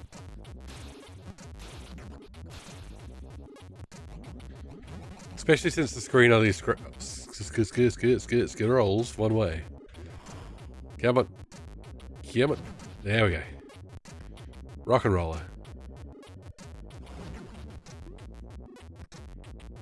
Skirt, skirt. Skeet, skeet. Little John over here. Alright, here we go. Here we go. So while I'm having so much trouble with this jump. Ski ba ba ba da bo. Ski da ba da ba. Hey, there we go. Scatman John would be proud. If the Scatman can do it, so can you.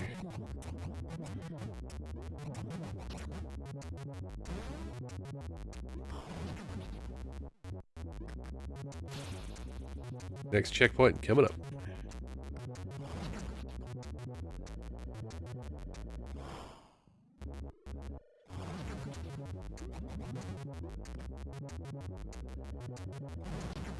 Feels wrong to kill the smiley little circles, but they're in the way. People always say that Scatman started, but none of us started what he sings. Oh, I don't remember the rest of the lyrics.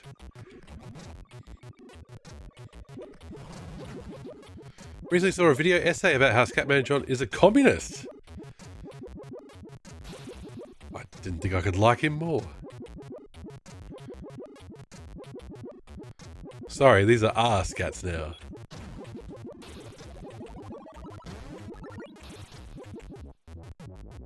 He just seemed like a genuinely lovely chap, so...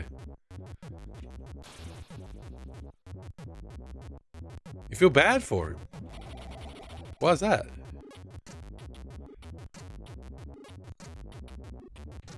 Oh, was it a theory? Scatman John, a Marxist analysis. There you go. Scatting for the people. Scatting for the proletariat. The Scatman John story. More like Scatman Carl. He spent a lot of time going to speech therapy to help with his stutter, which caused people to start saying he was faking the stutter. Ah. Based on his lyrics, oh, Scatman's World is just a nice song. People read too much of the songs. Are we getting checkpointed? Let's see. We are! UBT. There's an extra life just ahead. Just gotta not die.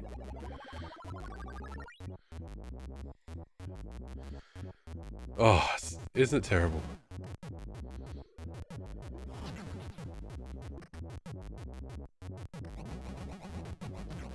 It's because singing and talking are like different parts of the brain or something. Like, yeah.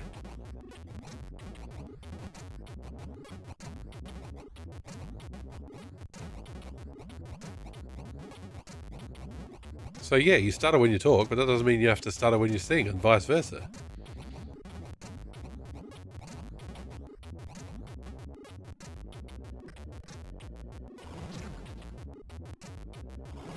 Extra life. Alright, here's what we're gonna do.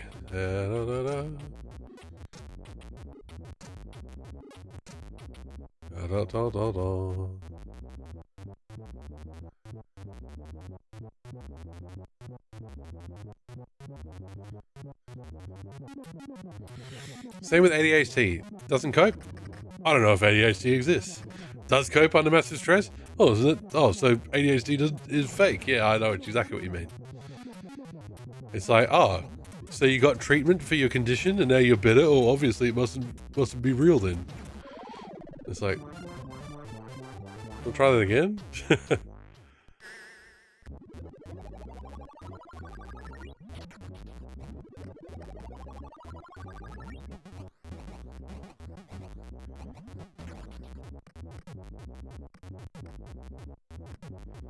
Well, you're not depressed anymore. Well, that's because I'm seeing a therapist twice a week and taking medication. It's still there. Dude.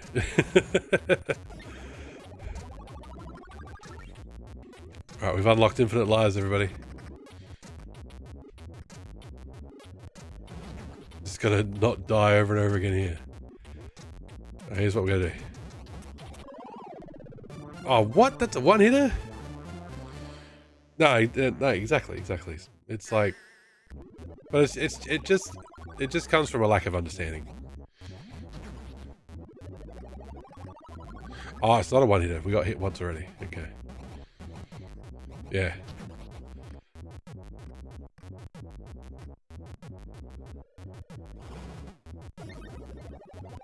Is there any way to keep track of how many times I've been hit?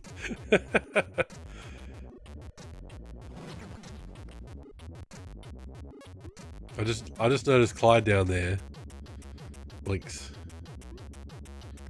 Okay, hang on. Waiting for the bird. The bird is fucking slow. God damn it.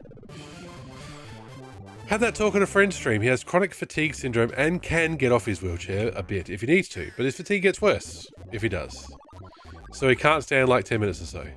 And people be like, oh, so he can move his leg? Why is he in a wheelchair? Oh, exactly. God.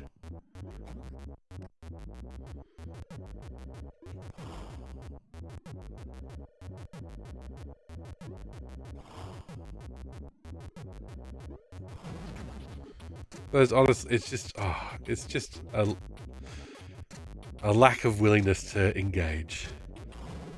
Like my wife's grandmother could walk really slowly, so we get her in a wheelchair to take her out places, and it's like, otherwise it's going to take her a month to walk across the room, you know? And that's okay. She can stand, she can walk, but her life was better with a wheelchair, and that's it. That's all you need to know. Also, it's none of your fucking business.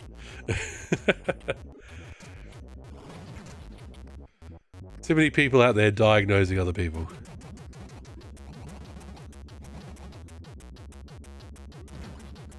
Alright, that'll look. Damage boost.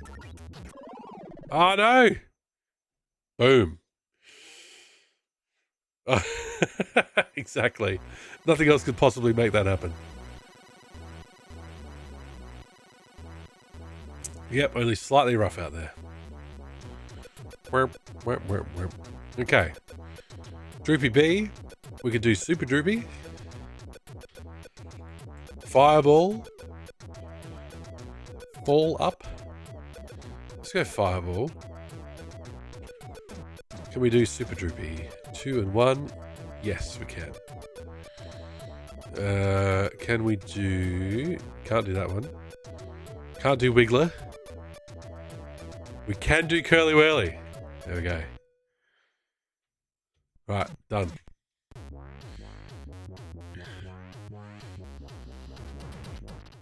Right, here we go. Snapshot. Quick save snapshot. Okay. Look at that. Save state, yes.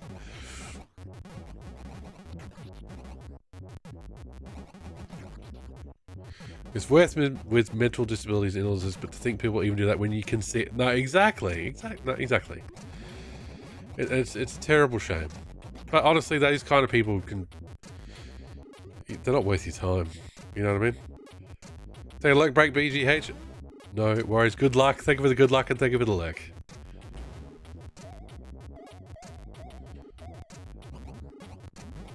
Is that Super Droopy? Which one's Super Droopy?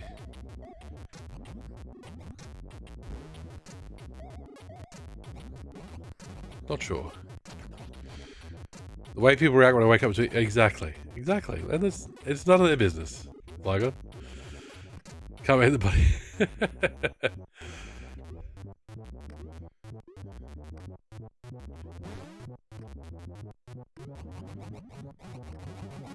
Putting it like that, it makes it sound like they're standing next to your bed going, oh, sorry. Believing people is always good. What if there is 1 in 100 lies better? Who cares? Exactly. The alternative is you treating 9... Exactly.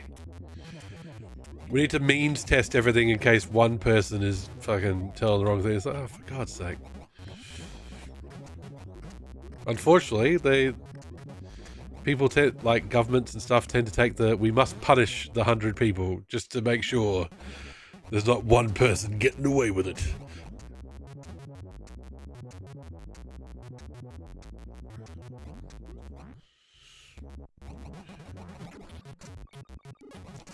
It's like people who think that welfare queens are actually a thing. It's like, no, being on welfare sucks shit.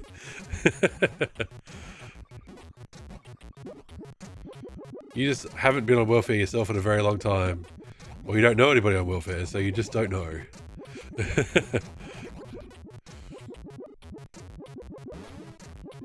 Social Security? No, I bet John down the street doesn't need $10 and $1,500 to give him.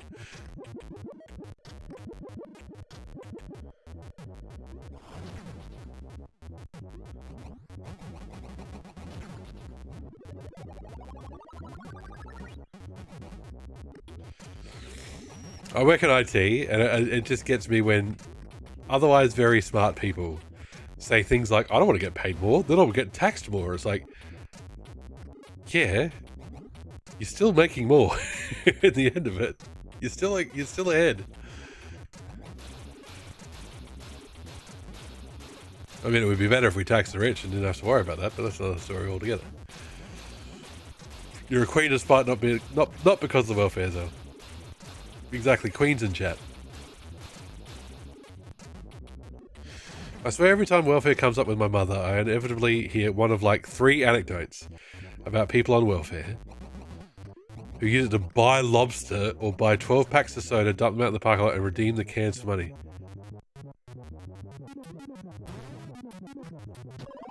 You know the... Not Nido Queen. But in Australia, like, if you bought a 24 pack of cans, that costs like, on a good day, $25, and you would get back $2.40, 10 cents a can.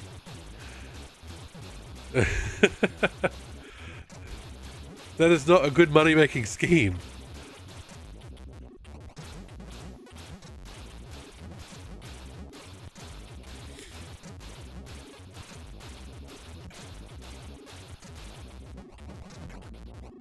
There was a guy, I should have spoken to him. I should have said, you know, hello one day. Ages ago now, so he may not even be around anymore. But he would, when we'd put the recycling bin out, he would go through it for cans.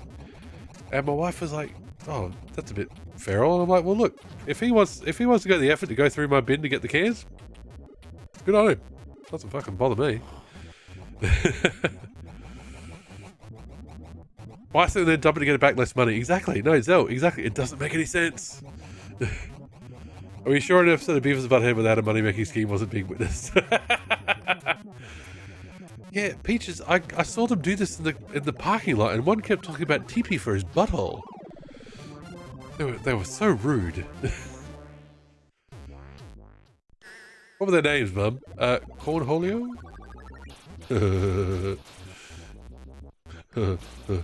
We're gonna make so much money from the can. Yeah, can't.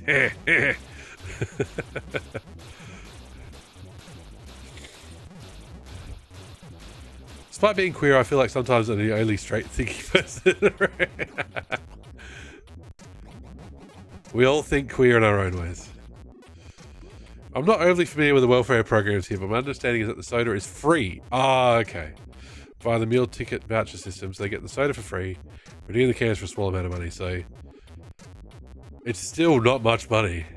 And why not just take the cans home and fucking drink them and then redeem them? Like, it still doesn't make sense. Do you need $2 that quickly if you're getting soda for free? Unfortunately, there's just, you know, you hear about somebody getting something for free, regardless of their circumstances, and some people just react like, somebody's getting something for free and I'm not. Fuck them. Fuck them forever. Rafa Carrera, welcome in. Welcome aboard. Hope you're doing well. Good argument for giving them money instead of vouchers. Zell. Oh my god, what are you talking about? Oh, Peaches, at work we can't stop talking about the American economy. All of our superannuation, which you would call your 401k, I guess. They're like, people who are younger than me are freaking out about it. I'm like, don't stress. Brazil, welcome in. You've been Goldie next week. There you go. Gold Coast. Why not? That's the opposite end of the country for me, but hey, Gold Coast is awesome, so enjoy.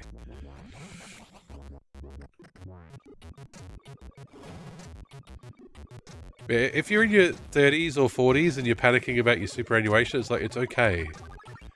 The market will change many more times in the next 30 years and you will continue accumulating superannuation.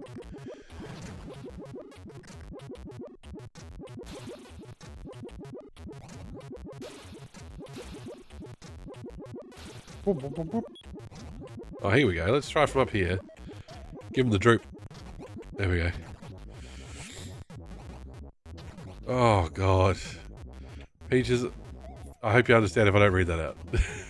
But yes, fucking hell.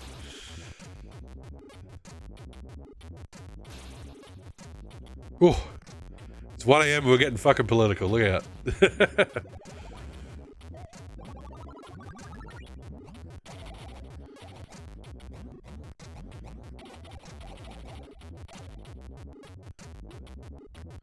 People talk about, like, in Journal will know what I'm talking about. We talk about crack ping moments. And it's like, you just have to watch the news for 10 seconds about Israel and Palestine. And in a sentence, they will say, Palestine has hostages and Israel has prisoners. And they'll say that Palestine has 10 hostages and Israel has 150 prisoners. And they will say that with a straight face, with, like, this is journalists, with no blinking whatsoever. It's like, what the fuck are you talking about? Why is it a hostage if these Muslim folks take him? And why is it a prisoner if Israel takes him? Why? Why is having way more prisoners acceptable? Anyway. Especially when a lot of these Israel prisoners are like 12-year-olds, for fucking sake. Anyway, creatures on the C64, let's talk about it.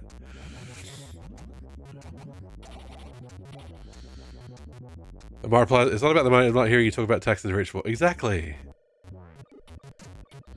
$700 or so of super sitting inside the ATO. Too small to not die to fees a super fund. Too many decorations. Oh no, flag on.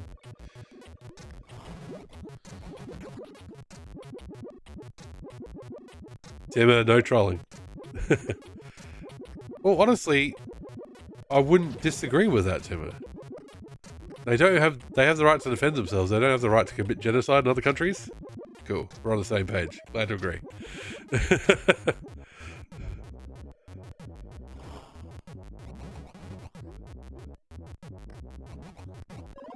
Fuck.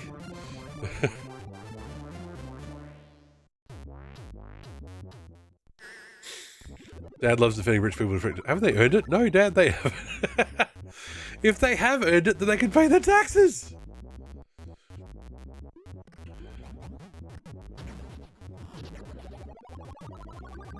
And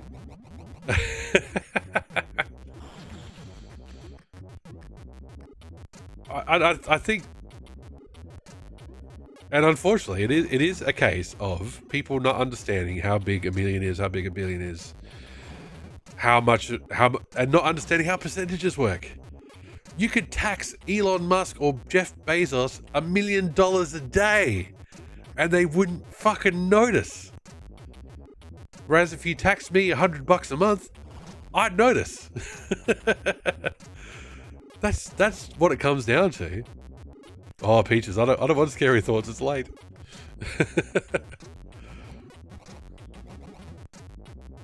It's late at night. Here's a scary thought for you. Lay it on me.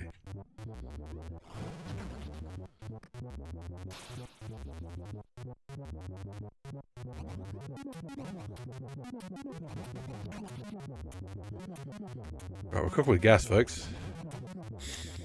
Dad's a college-educated person who got a degree to be an accountant, which he did for a hospital. Ah, hit a fucking enemy. Is that game over? That is game over. Welcome back to stage 1.2. Yeah, and small government, less taxes crap, yes. I recall him discussing getting into a higher tax bracket as working harder to make less. No, exactly. That's what I'm talking about. Like some very. How do I pause? Some very smart people say that, and it's like, I hate how these people push people in anti-Semitism because they don't want to acknowledge war crimes. Israel has right to exist, so does Palestine, both in peace. Yes. Germany is the Middle East because of good reasons. Even worse than that, they didn't take what I got from German history. It's not Jewish people good, which is also anti-Semitic, but genocide bad. What a concept. You should know because he's an accountant. Oh, here we go. Timmer wants to abolish states, abolish countries, make it happen. It would make things a lot easier. Hang on, Nego. We got a disruptive in chat, folks. We got angling for a one world government. Look out. The FBI has been informed. There is only one time getting paid more cost me more in tax, and that was when. So this is how Australia's university, college, whatever, higher education. What's co-payment scheme? It's called HEX. Yeah, I moved up like one step at work in pay, and my taxes went up because my HEX repayments went up. And it's like, but that would even like the HEX payments are, you know, essentially temporary because once you've paid back your HEX debt, they're gone. So that's the only time where, you know, I ended up with less money going up, and that was a one step at work. So it doesn't even make sense.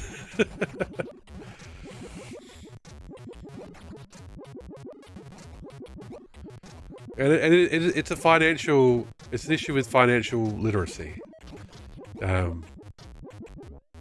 Marginal tax rates, all that sort of stuff. Like, you can say this person earns this much and pays this much in tax and scare someone, but when you tell them it's 10%, if you said instead they make this much and they pay 10% in taxes, they wouldn't know what you mean.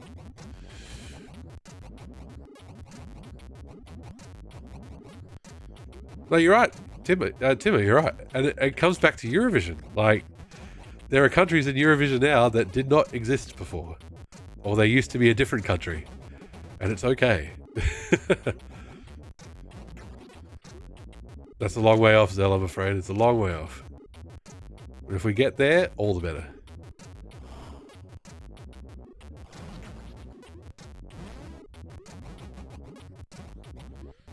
Yeah, XU, exactly. That's exactly what I mean. Hex sounds like we're calling it, yeah, outlet, exactly. So it's HECS rather than HEX. We're not witches, unfortunately. But yeah, higher education co-payment scheme, something like that. Spelling optional. United States of Europe. Is that not what the EU is?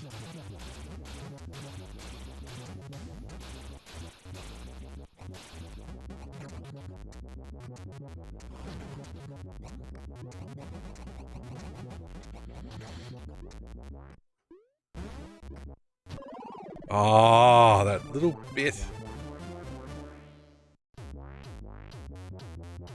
Well, Peach's anime was the first mistake, and then capitalism was the next one. Yeah, Russia ain't stopping, not at the moment.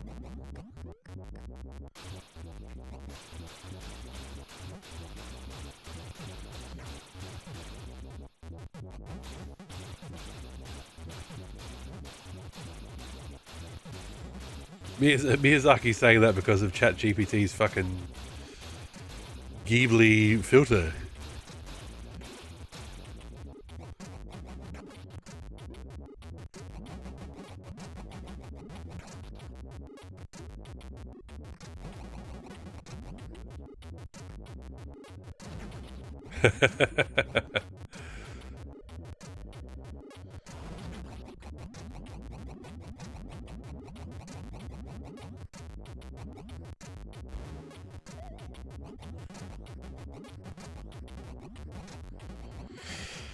Oh, I don't know, I don't know, Timmer. That might be escalating. Yes, the state of the West for too long has been, oh, that's alright. America spends 75% of its fucking GDP on the army, and they're our allies, so we don't need an army. We've got America, and it's like, oh, now we don't have America. Oh shit! It's on an escalator. That's my vice. How did you know?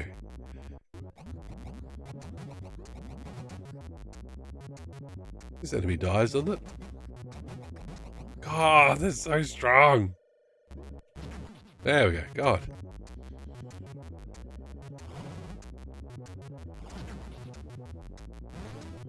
They do sometimes have way too much health.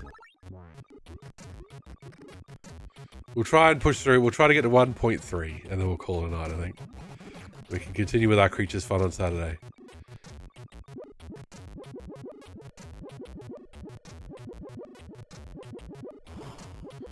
Well, unfortunately, I think, Timmer, that's also due to a bit to complacency. They're like, oh, well, he got voted out. Everything's fine. They won't vote him in again. Uh-oh.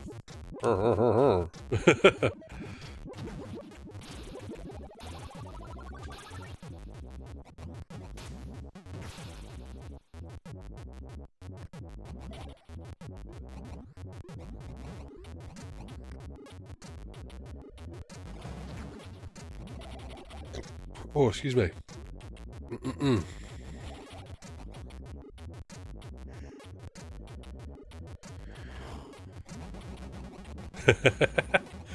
What is that angry lady emote? It's just rage.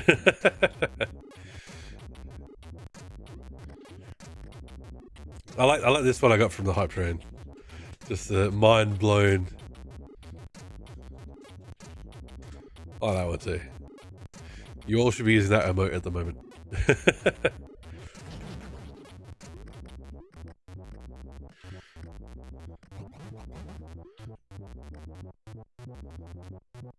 Trisha Hirschberger is a lovely lady from the earlier days of YouTube. Ah, okay. Fucking hell. Recommend for good vibes. The early days of YouTube had much better vibes, for sure.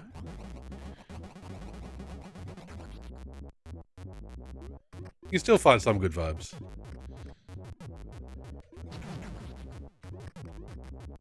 Is it Josh Johnson? He's a comedian I watch on YouTube. Makes a lot of his sets available on YouTube. I think it's Josh Johnson. I'll have to get back to you. How early are we talking about? We're talking Google Video.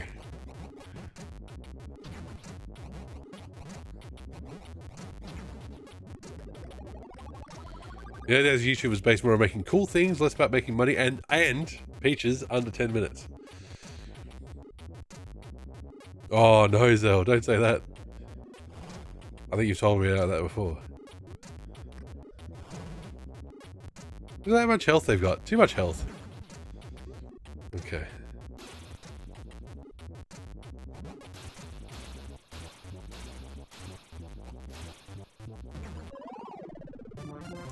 That one gets me every time.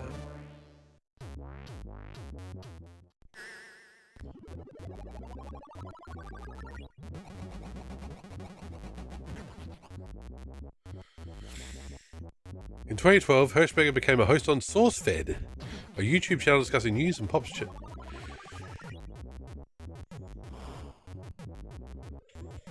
Wow, okay. Yeah, no, exactly. So, exactly.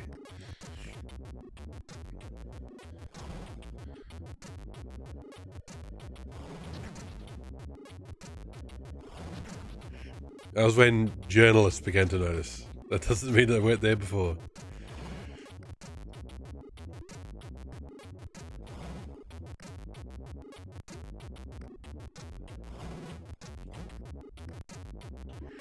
Sadly, the tech bros have been with us for a lot longer than they think.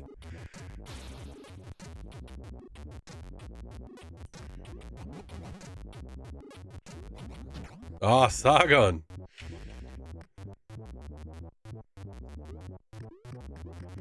God, remember when he ran for UKIP? Jesus. Ultimate Utopia 23. That one I don't know, Peaches. Light bulbs, vacuums and such.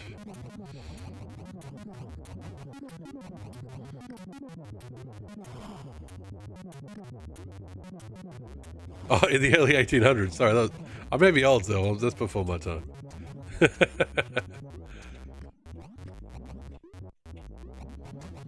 Come on. Yeah, motherfucker.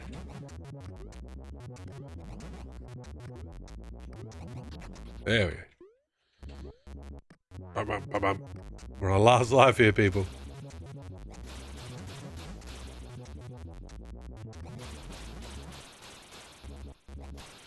Yes, bread tube. That's the way to be.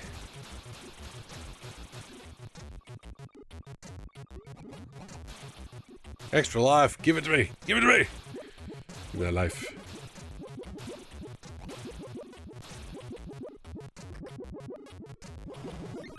Let's have to get back on the leaf without dying. And of course, that was too much to ask. Oh, hell yeah. A video that parodies fun. Ah, Ultimate Utopia. Okay, I get it. I get it. I get it. Yes, Sean, H-Bomb, ContraPoints, all very worth the YouTube subscribe.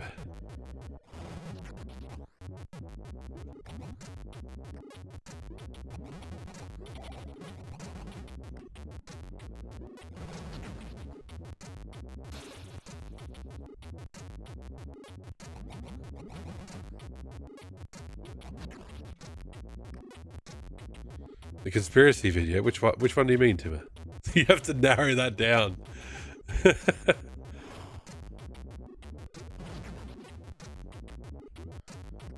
Oh, ContraPoints.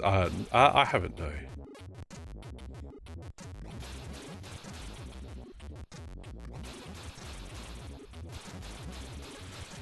My latest YouTube video essay I watched was Mert KK's one on Dante's Inferno, the poem and the video game, as a bit of a defense of the 2010 video game, which was, oh no, that life doesn't respawn. Shit.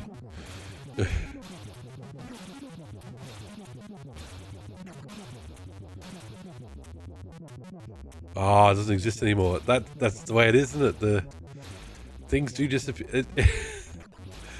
We were looking at an old playlist of like dance fitness, because we do dance fitness sometimes. And my kids were like, what does that mean, deleted video? I'm like, well, you know how dad keeps telling you, be careful with what you put on the internet, because what's on the internet is forever? Sometimes people do delete stuff. Well, that's where I got off the train. Not because of him, but a bit of what caused my susceptibility to it went away. What originally got me into the hole was not one of the political YouTubers, but Alpha Omega Sin, who probably didn't think of himself as a rightist, but peddled those ideas. Thus introducing me to it. Went from there to people like Sargon and Thunderfoot. Ah, yes. Unlearning the talking points. You gotta deprogram, though. Now let me program you with my talking points. No, I'm joking.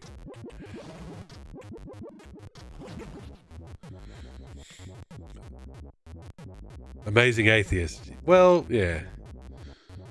That's the thing, hey. The best talking points, do I? Talking point 1. Why am I so bad at this game? Talking point 2. Get good.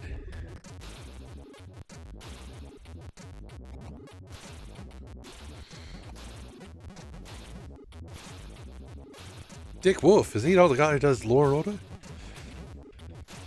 Oh, the Young Turks. Yes, yes. Well, hello. Where did you come from? Oh, I will not hate on you, Timber. Don't worry. And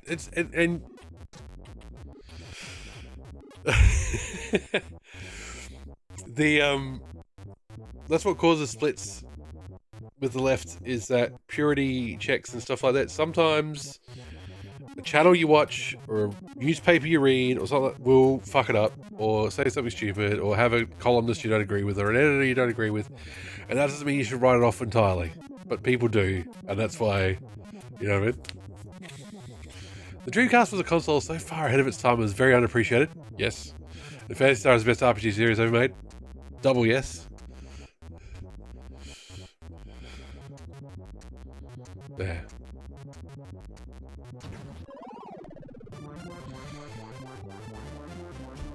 Okay.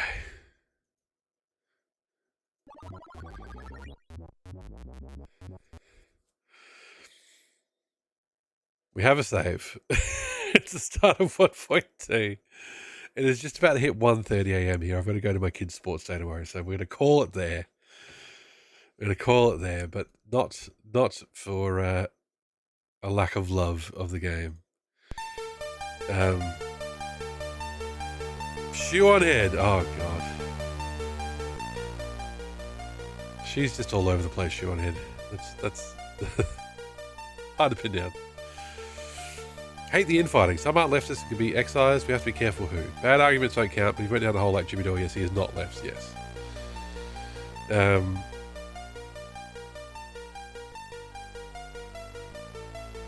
Well, exactly, and bit of both, I think, Peaches. I think Senk, is his name Senk? Is that how you say it? I think Senk is in it for Senk. That is the main thing. Similar to Jimmy Dore. Jimmy Dore's in it for Jimmy Dore. So,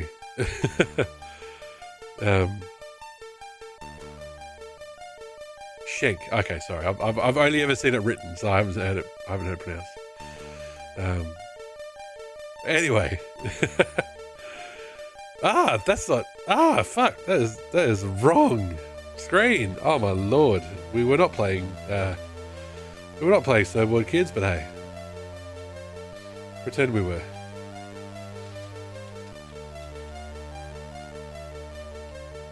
Let's do that. Bonk. There we go. Thank you so much, everybody, for joining me. That has been amazing. That has been awesome. Thank you for the poll. Thank you, M. Foolery, for the raid. Thank you for the follows. Dedicated Lurking 9 to 5. Mac, James Necko, Queer Mint, Herman the German, Den's Quicks, Rick Slinger, Sonneveld, M. Foolery, Mondo Gecko, Dave the Otter, Sports Ballers, the G-Funk with the raid as well. Thank you so much. Mason2XIS, Raf M. Carreria followed as well. Journal Love, thanks for hanging around. I think I saw you pop up in the Discord. It's all good. Don't stress. Don't worry.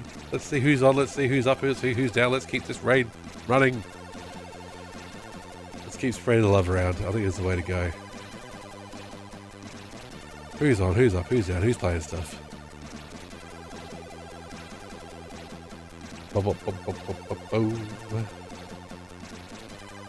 Well, hey, let's raid another Australian. Let's raid an Australian who's playing Final Fantasy X, which is one of my favourite games. Let's go over to Dave Dingo. He's playing Final Fantasy X. He's got a awesome voice. He's well worth your follow. So let's go over that way. Say hi to Dave for me.